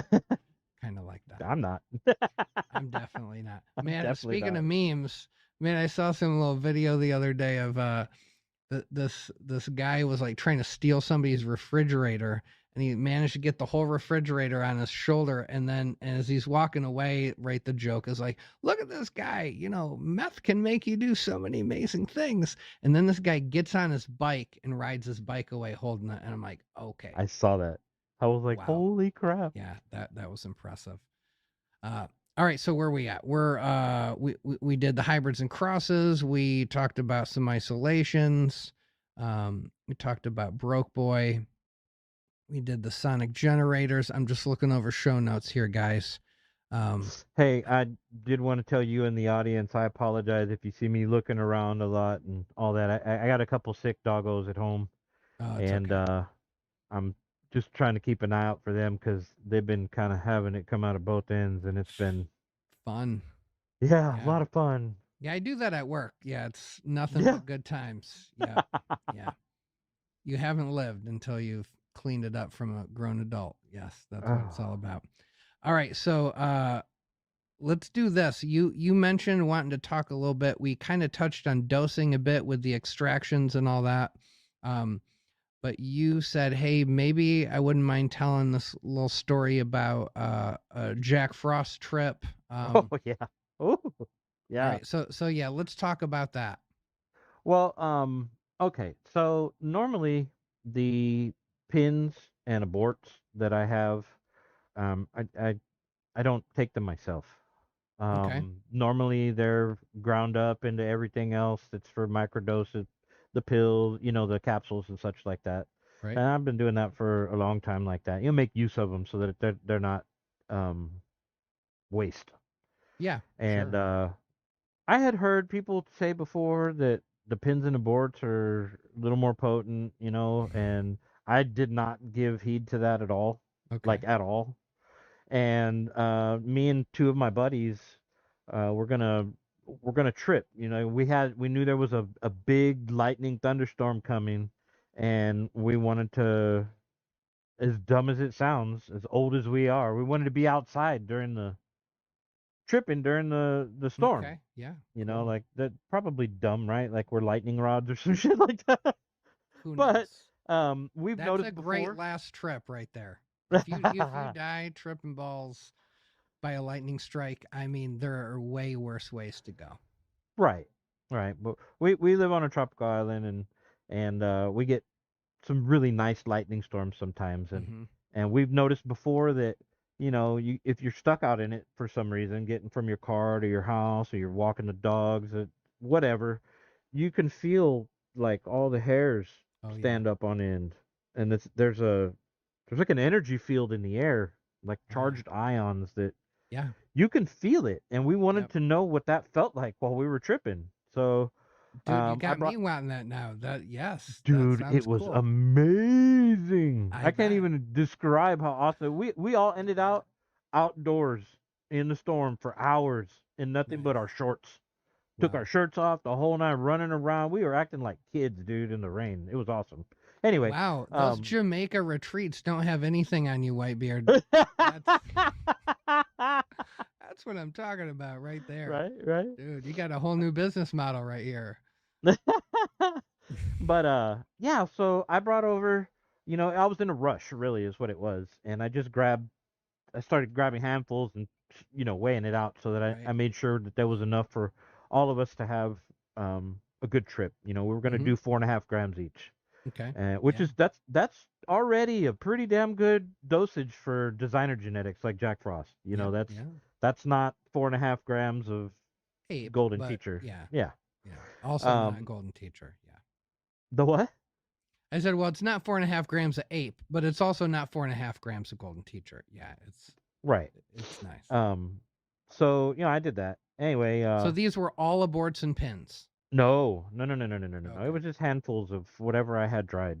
Okay. And so I went over there to the house and we're breaking it out and everything. And me trying to impress my friends a little bit. I made sure they got all the pretty fruits and Mm-hmm. the glorious caps and the blue vein Right. Right. stems and all that, which left me what I thought was Oh. going to be the garbage. Oh, you got the pins and aborts. Okay. Yeah. Little Yeah. did you know. Oh my goodness, man. I I don't know that I've ever had a trip that strong. Yeah. Honestly, I've done 8 to 10 grams before of some of the more basic bitch cubes, like the land race, Yeah. the stuff we were talking about already, Basic the ass Fiji, the cubes. yeah, Yeah. basic ass cubes, and 8 to 10 grams. That's even a pretty good trip for Yeah. for Yep. that. But this 4.5 grams, I'd never experienced anything Wow. like Yeah. that. For one, almost the entire trip was peak. It wasn't like Wow. 2 to 3 hours of peak and then 3 to 4 hours of some come down. The Right. the remnants. Yep. No, no. This was 7 hours of just and don't get me wrong, dude. It was fucking amazing, Yeah. right? Like I'm not complaining. I'm not saying this was a bad trip, but I was completely unprepared for that. Like, Yeah. oh my goodness, to the Yeah. point where my buddies are tripping with me, right? We're having a great time, but at about 3 hours or so, they're starting to come down, and I'm not, like, Right. at all. And then here comes hour 4 and hour 5, and I'm still going, and I mean I'm super energized. I'm walking around outside, just pumped up, like Yeah. you'd have thought it was methamphetamines or something. How Right. much energy it gave me, Oh, I bet. and I mean, if It's that could have amazing. been tested, I bet you would be shocked at how much psilocybin you ingested. Yeah, I don't know, man. All I Yeah. know was that it was hour 5, hour 6, even in the hour 7, I was still going to the point where Wow. I'm on the phone with Sweet Pea talking about, baby, I'm flying through the atmosphere on jets right now, and I'm circling moons and shit like that. Oh my God. Yeah. It was it was awesome, right? Yeah. But as awesome as it was, after about the 4th hour, I mean, my body was Yeah. You done. just, yeah. I just wanted it to stop, not because it was bad. It wasn't bad. Right. It was You're just just running out of your own steam. Maybe you had the yes, shroom steam, but you didn't have your own steam. Yeah. exactly. So hour 7, I'm laying in the bed and I can still feel like my heart rate's elevated, my breathing's heavy. I'm got my eyes closed. I'm somewhere else, man. And all I could think to myself is just stop, just stop, please stop. Right. Yeah. This is awesome, but stop, please Yeah. I stop. know. Think about how So many people are throwing. I'm not gonna lie, man. If I'm in a hurry and I'm processing, maybe I didn't think it through, and I got more tubs ready to harvest than I want, and I get lazy, and I mean I'm not, I don't sell anything to anybody, so some of those pins and aborts, they just go in the garbage, and man, this story's got me going. What you doing, geeky? You need exactly. you need a whole separate jar that's just nothing but pins and aborts, and that's The that top primo. shelf. Yeah. That's that Yeah. top shelf liquor right there. Yes. That's what it's become for me. Yeah. After that was almost a year ago, I think. Yeah. And it was amazing. It was just I can't even just all I know is that next time I do that, I'm gonna be much more prepared. Right. Much more prepared. Like Yeah. I'm gonna have bottles of water ready, like multiple bottles of water. You're gonna I'm do a gonna 2-month training program ahead of time. Yes. something, Yeah. like make sure I eat before. Yeah. I don't know, man, Yeah. but I'd prepare for something Yes. like that. For me, that was the first time I ever experienced it. Man, I'm I sure I people out never there have, but I never did that. I never did the trip with just pins and aborts, but I remember early on one of my first harvests, I'm just like, oh yeah, look at these cute little things. I'm not gonna dry these. I'm just gonna eat these, and I just started eating like 3 or 4 of them, and I'm like, okay, I should probably stop. It's probably a microdose right there or whatever, and I had it was probably more like a museum dose. So early on, I knew, all right, these pins and aborts, right, by weight. I think there's a lot of right. I think maybe that the psilocybin content, while we definitely know that slow growing fruits have higher psilocybin content, I think one thing we don't know as accurately is how rapidly do we have some psilocybin content, in a really tiny fruit. And my hunch based on hearing your story and my low experience is that the pins and aborts probably per weight are highly concentrated. yeah, that would be my guess too. Yeah. Like I don't As have a testing equipment to try that out, yeah, legitimately, same. but just from anecdotal experience, Yep. yeah, that's my guess too. Yep. Talking about dosing, we're on the subject of dosing and back in the day and all that. I remember this one time it was my freshman year of high school.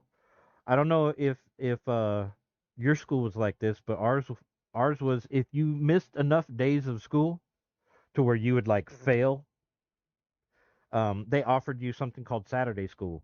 And Oh yeah. basically it was just everybody was in the gym together, all all Yeah. of us that had too many absences.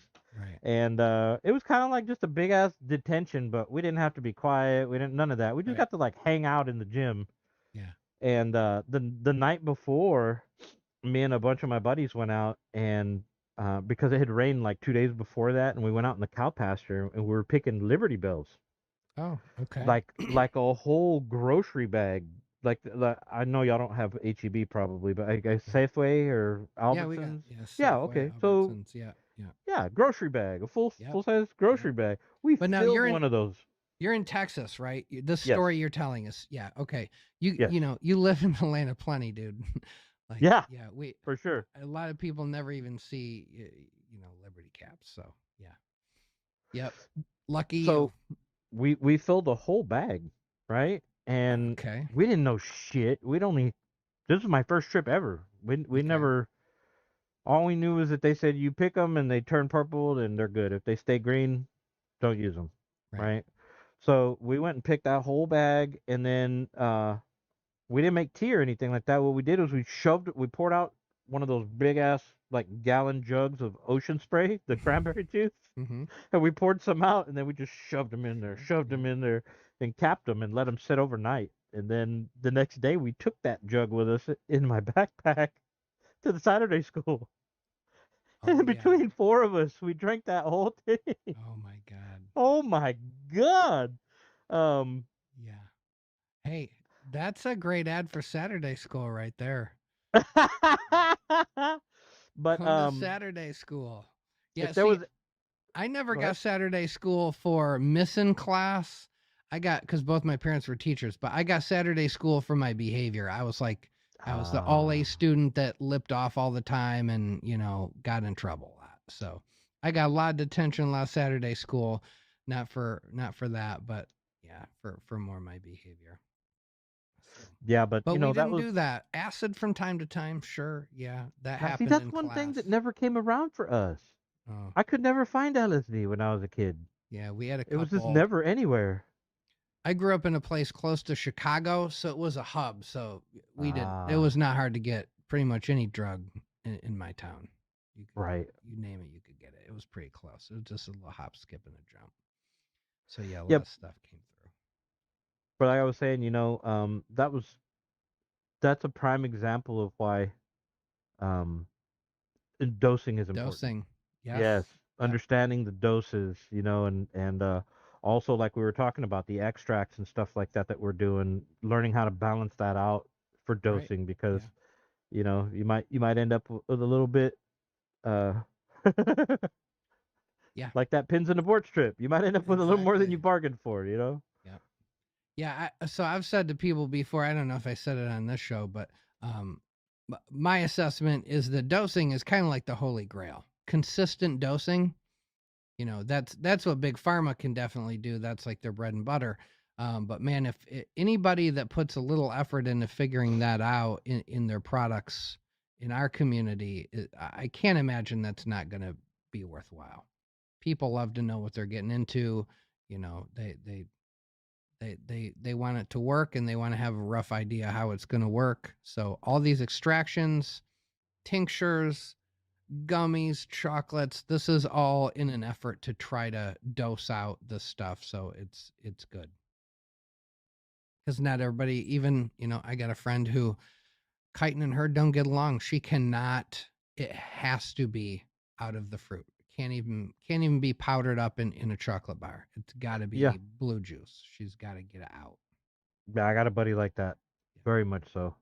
Highly sensitive. Me, I can eat, I've never had a bad reaction to eating any foraged mushrooms, even the ones that are 50-50 crapshoot that you're going to not feel good on them. Me and chitin are cool, I guess. So Yeah, I don't really have those issues either. I do get maybe a little bit of the anxiety going on in my gut for a lack of better terms. But as far as like intestinal issues with the mushrooms, whether it be making you want to vomit or give you diarrhea or make you go to whatever it is, right. I don't have those issues at all. And but I do have friends that it does affect them that way, and that's one of the main reasons that I'm personally getting into. Uh, well, I've always been into making tincture, but getting into making gummies, and I probably won't go the way of chocolate bars, but gummies for sure. Yep. I think gummies are good. Chocolate. Now, I'll tell you the positive thing about chocolate is it will store, right? It's solidified. Yeah, it's in this matrix, right? So you're keeping oxygen away from the powdered mushroom for sure. So it's preserving it. Though my take is that most people are consuming these chocolate bars pretty rapidly, so that you're not even enjoying the benefit of the shelf life on them. I mean, with how much chocolate people are making, dude, some of these people are making A lot. $500,000 to $1 million a year just, out of their garage making chocolate bars. So you can clearly nobody's sitting on their chocolate, right? Like this chocolate's being consumed. Right. And everybody likes chocolate. Everybody likes Yeah. gummy bears. Everybody likes Sour Patch Kids. Let's do it, guys. Let's, gummy worms. Yes. All that stuff. Let's see what we can do. Artisanal? Sure. Yes. How fancy can we make it? Awesome. It doesn't need to be fancy. It can just be a Hershey's bar. It doesn't have to be complicated at all. Or it can be super fancy and fun, however you want to do it. At the end of the day, we're all just trying to, right, get people to experience this. If somebody says, I don't like mushrooms, right, that shouldn't be a barrier to experiencing the benefits of psilocybin. The psilocybin itself, yeah. So, cool. You don't like Agree, mushrooms? 100%. Okay, that's fine. You don't want to chew down, 20 grams fresh. Okay, fine. Yeah, that's a fair amount of mushrooms to chew down. I remember the first time I did it, I'm sitting here going, okay, this is a lot of mushrooms to chew down fresh. And the strange thing is I don't have an aversion to the taste of the mushrooms, but they seem to be a little more offensive once they've been dried. Like the flavor. Yeah. Like eating them fresh is it's a lot easier for me to choke them down. Yeah. When we were kids, it was always in honey. Even when we bought them and they weren't in honey, we would put them in some honey just to help get them down. Now, see, I remember in my younger days, the thing was tea, making tea out of it. Yeah, I never did that. That wasn't even, I don't think I even heard of that because the guy I usually got him from, the guy he got him from, I guess, just told him, get some honey and dip them in honey. And so, they weren't coated in honey. We'd just dip it in a little honey. Good to go. Make it a little more palatable. Yeah. All right, man. Well, I think we've covered most everything. The only thing I got left here, I think I got one more group of photos. I think you just had some like cool grows. You're like, hey, I just want to show off some grows. So let's pull those up. Yeah. Let's get through those.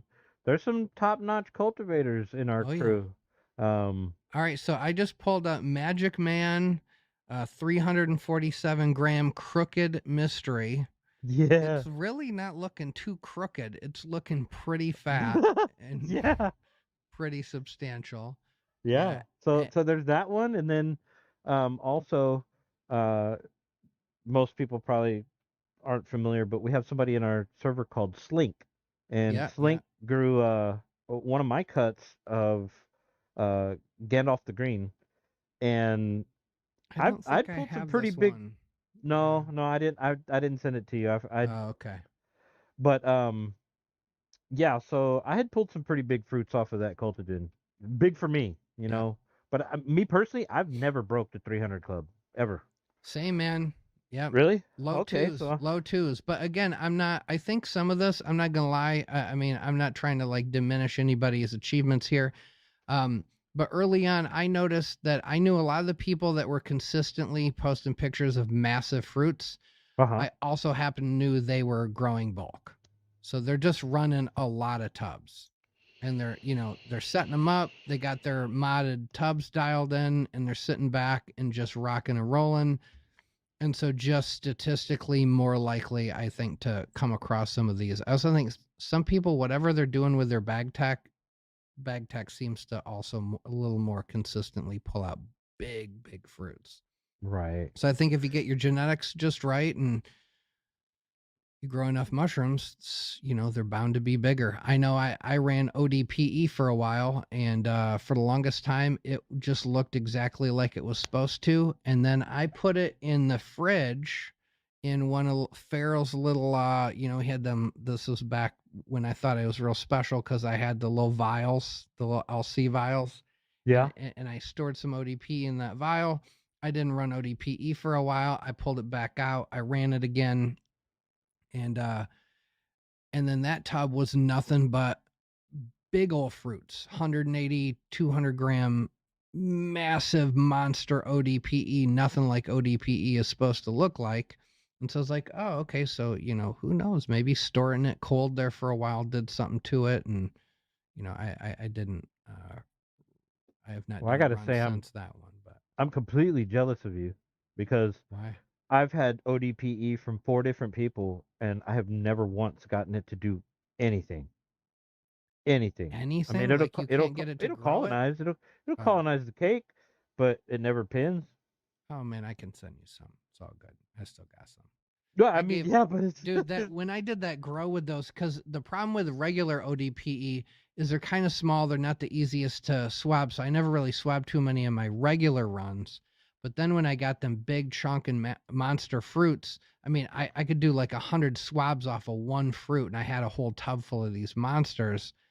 So I did, I don't know, 300 ODPE swab sets. And I just started giving them away. So it's all out there. I don't see too many. A lot of people these days, they take their freebie and there's never like a shout out later or anything like that. So I don't always see what's going on. Or sometimes I go, oh, that girl looks familiar. And then I'll be like, wait a minute, I think I sent that guy something. So I'll do a little comment like, hey, that looks great. And then they go, oh, yeah, shout out to you for like, yeah, dude, that's this is yours. Yeah. thanks. Well, Thanks for the shout out, dude. I got that with Slink. I I don't remember whether it was 350 or 450, but it was some gargantuan fruit that Hmm. he got out of that Gandalf the Green. I was always jealous because Oh, yeah, you I was had like, some how? big, I mean, those were still big fruits though, dude. That Oh yeah, Gandalf the Green. Yeah. oh yeah.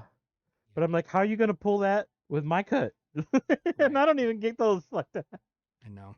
But I like that. Yeah, That's always absolutely. cool. Yeah. All right. So we got Crooked Mystery. Now here's the other thing about those big fruit is they're neat to get, and it's in the proverbial dick swinging contest of the internet, it's super Sure. fun, but you got to chop it up into tiny little pieces to dry it Just out to dry anyway. it. So Yeah. and man, some gorgeous fruits that I wanted to dry whole and keep, I can't even fit them in a jar. So where am I going to put it? And so yeah, there's pluses and minuses to these big fruits for sure. Sure. They're obviously easier to harvest. So most people that are harvesting a lot of fruit, they're trying to find that happy medium. They want something that just twists and plucks real nice, has a decent amount of weight, but not so much weight that it's not easy to dry. There's practical aspects to all that stuff. All right, so now I got Wabi Sabi again. He's running some Natal Moon. I just got this from Jeff Karras. I'm hopefully going to be running this one shortly. It's a pretty little cultigen for sure. It definitely looks like it works. Yeah. And that Yeah. tub is about as full, or that bag is about as It's a full as bag. you can get. Yeah. Yeah, looks heavy. And then we got Myco J. I don't know Myco J. You might. He's one of our newer additions. I think he's Okay. been with us for 3, 4 months, Okay. and he comes from, man. If I feel like I'm gonna lie if I say It's anything. okay. I'm thinking it's So from he's Reddit. new. Okay, Yeah, he's he's new new. from Reddit, running some Phobos. Looks fantastic. All right, and then we got Beaker Dabs. He's also one of the homies. Absolutely. I used to talk to him a lot more than I have more recently, but yeah, this is a very interesting tub of iceberg right here. I feel like Dave Wombat would have developed 17 cultigens off of this one tub. Right? There are a lot of things to choose from in here. Bunch of phenos to hunt in there. Yeah. Yeah, that is super cool. I was pretty impressed with that myself. All right, and then the last you got a slide of my right hand man P Funk. Oh Without yeah. him, my server would not be half of what it is. He's a really special dude. Um, P Funk is the homie from way back. yeah, he's for sure. He's one of the oldest old schools. So this is yeah, he runs a company called Mycology Simplified. He's got cool stickers. He's got one of the coolest graphics setups for Discord that I've ever seen. I know he comes from like a graphics video production background. But he's a heck of a vendor. He Hell of a vendor. makes grain bags, substrate, everything sterilized, everything clean. quality customer service, pours plates, does it all. Also likes the mountain bike, so And definitely them one drippy of my corns. goods. And he pulled the drippy corn out for he really galvanized it, right? Like we Yeah, he talked did. about it. So it all started with Stunnin' 21. He was the first one to just tell me, hey, you know what I do? I just toss a shot glass of corn syrup in the first cook, and I call it drippy corn. And I was like, it's catchy. Let's see if it works. It worked incredibly well. It almost works too good. Like I don't run it all the time. I run corn mostly, but I don't run drippy corn all the time because sometimes it's like too fast. I'm not ready for it. Um, but yeah, so he started it. We talked about it, we ran it. I know you're also a pretty decent fan of it. And I'm then, a huge fan of it. Yeah. And then P Funk was like, all right, I'm gonna make some stickers. I'm gonna sell drippy They're corn. badass too. His Oh, little yeah. drippy corn stickers are All awesome. All his stickers are super cool. All right, so yeah, his stickers are really cool, man. I got some here. I took a quick break. We edited this so I could show off some of these stickers. All right, so there is the drippy corn sticker. Also, if you order, the undrippified corn, he's also just got just corn. That's a happy little corn right there. It's a happy little corn cup. We could all hope to be that happy. See, the drippy corn, he's a little more smug. He's kind of like, I know I'm amazing. I know you're gonna love me. He's a little cockier. Yeah, for sure. He but got that then- drip, Yeah, he's got that drip. And then P Funk, that's P Funk's like main. That's how you know him on Discord. But he's got it all. He's got some Dan Scart stickers. Yeah, he's got all sorts of stickers. And if you order from that guy, of course, you end up with a big old pile of them. So I always got P Funk stickers all over the place. I remember when I started out, it was all about getting stickers to go on my flow hood. I now have a literal box. Me too. Of slaps of people. I could outfit 20 FFUs at this point. So hang in there, guys. If you're new, the stickers will come as you build your friendships and all that stuff. You'll get more stickers. I got my fridges covered in them, my culture fridge and my plates fridge and all that. I still got boxes of them. Still, yes. Yeah, but I always try to take every opportunity I can to plug P Funk.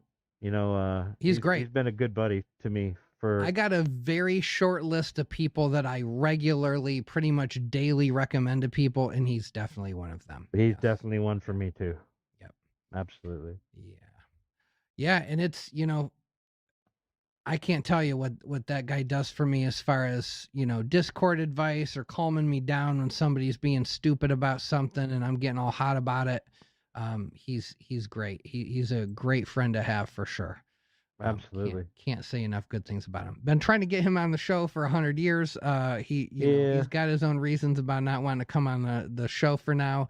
I know. Maybe sooner or later we can make that happen. We'll see. Who knows? I've tried talking him into it too, with no avail. Yeah. Well, he's too busy making drippy corn for everybody. Sure. That's right. Probably what it is. Yeah. All right, man. Well, this has been fun. I think we hit all I'm looking at my show notes. I think we hit everything. It was good. One more thing I'd like to talk about, if you don't mind. Yeah. I don't know if you've already mentioned it on your show or not, but I would definitely like to give a heartfelt shout out to Dirty South.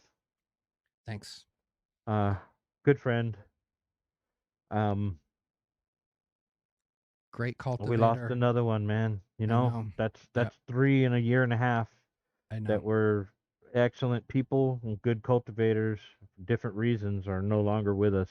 Yeah. And hot damn, man. You know what? You never know. Yeah. That's why I say to everybody at the ER, people come in for some pretty serious stuff, and I like to talk about death.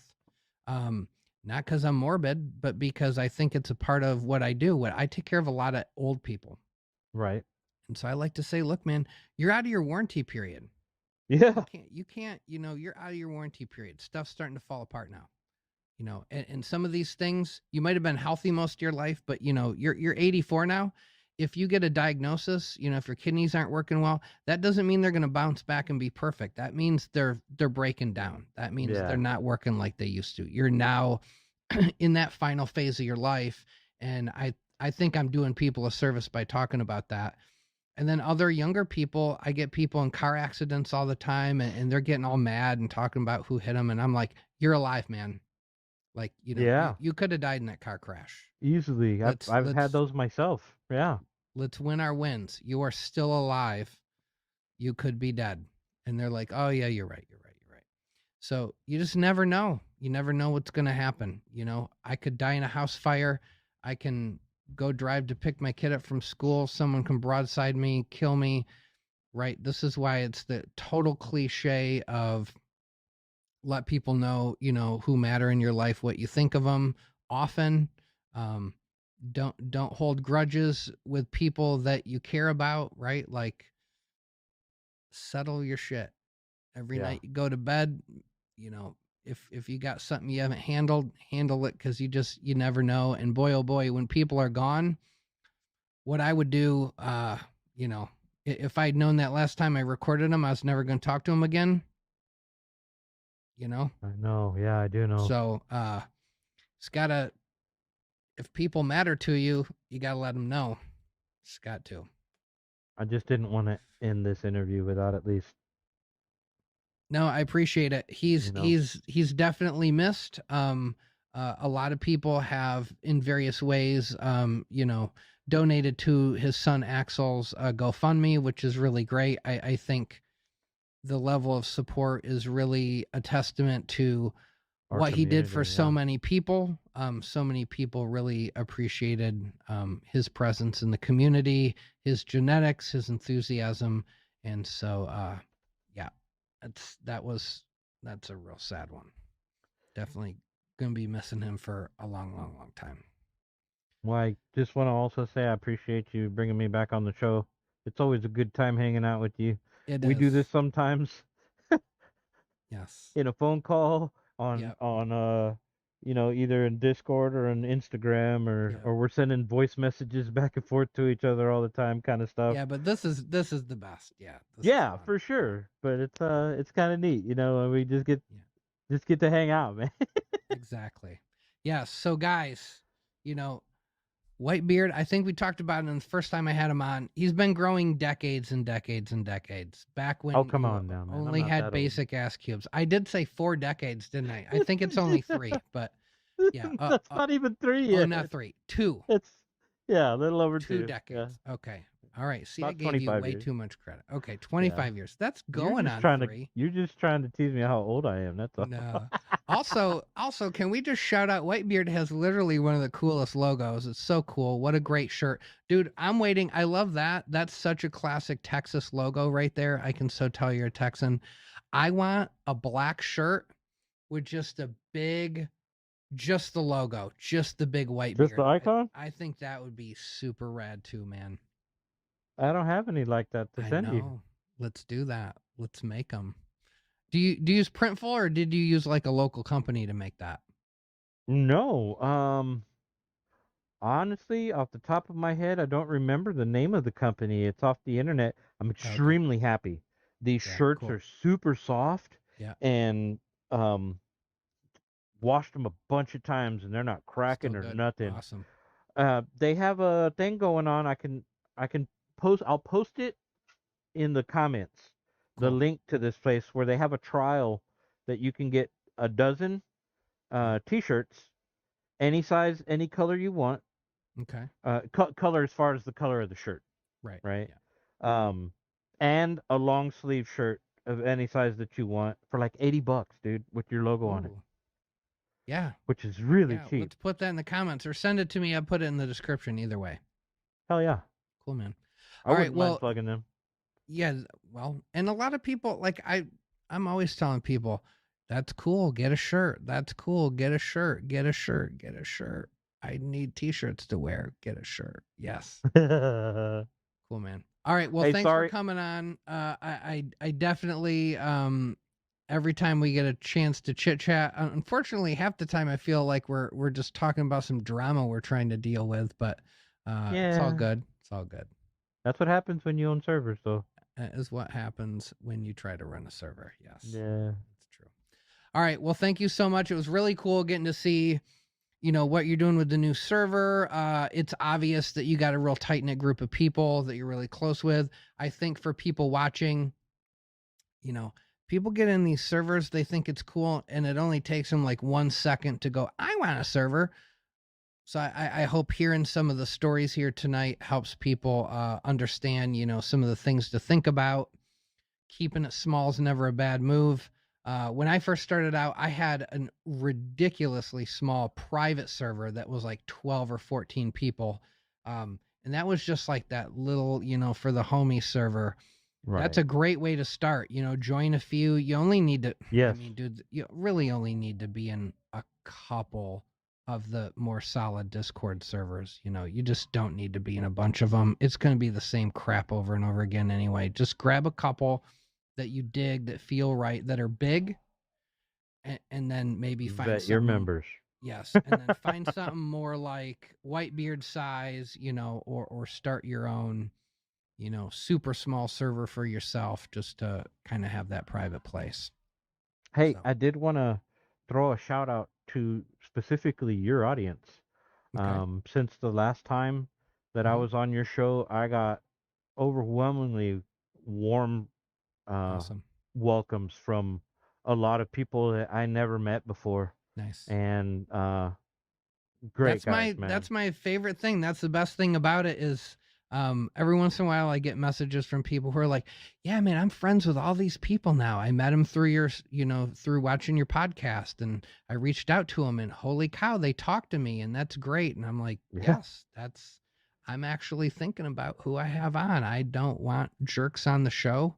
Not saying I've never had one on, but I try to have good people that I think are here for the right reasons, helping people out. So I'm so glad to hear that. That's exactly what this is all about. We're just trying to myceliate, form new connections. So that's so good. That's great. And I'm sure you're going to have more after this one, more people that weren't watching before. Now they go, oh crap, I got to go back and watch the first Whitebeard episode now. Yes. Do Yeah. it. We talked about some more core stuff, get to know him more as his history as a cultivator. And I'm sure he will be on again here shortly. Only a matter of time. All right, man. Well, take care. I hope your dogs get better, and I will talk to you soon.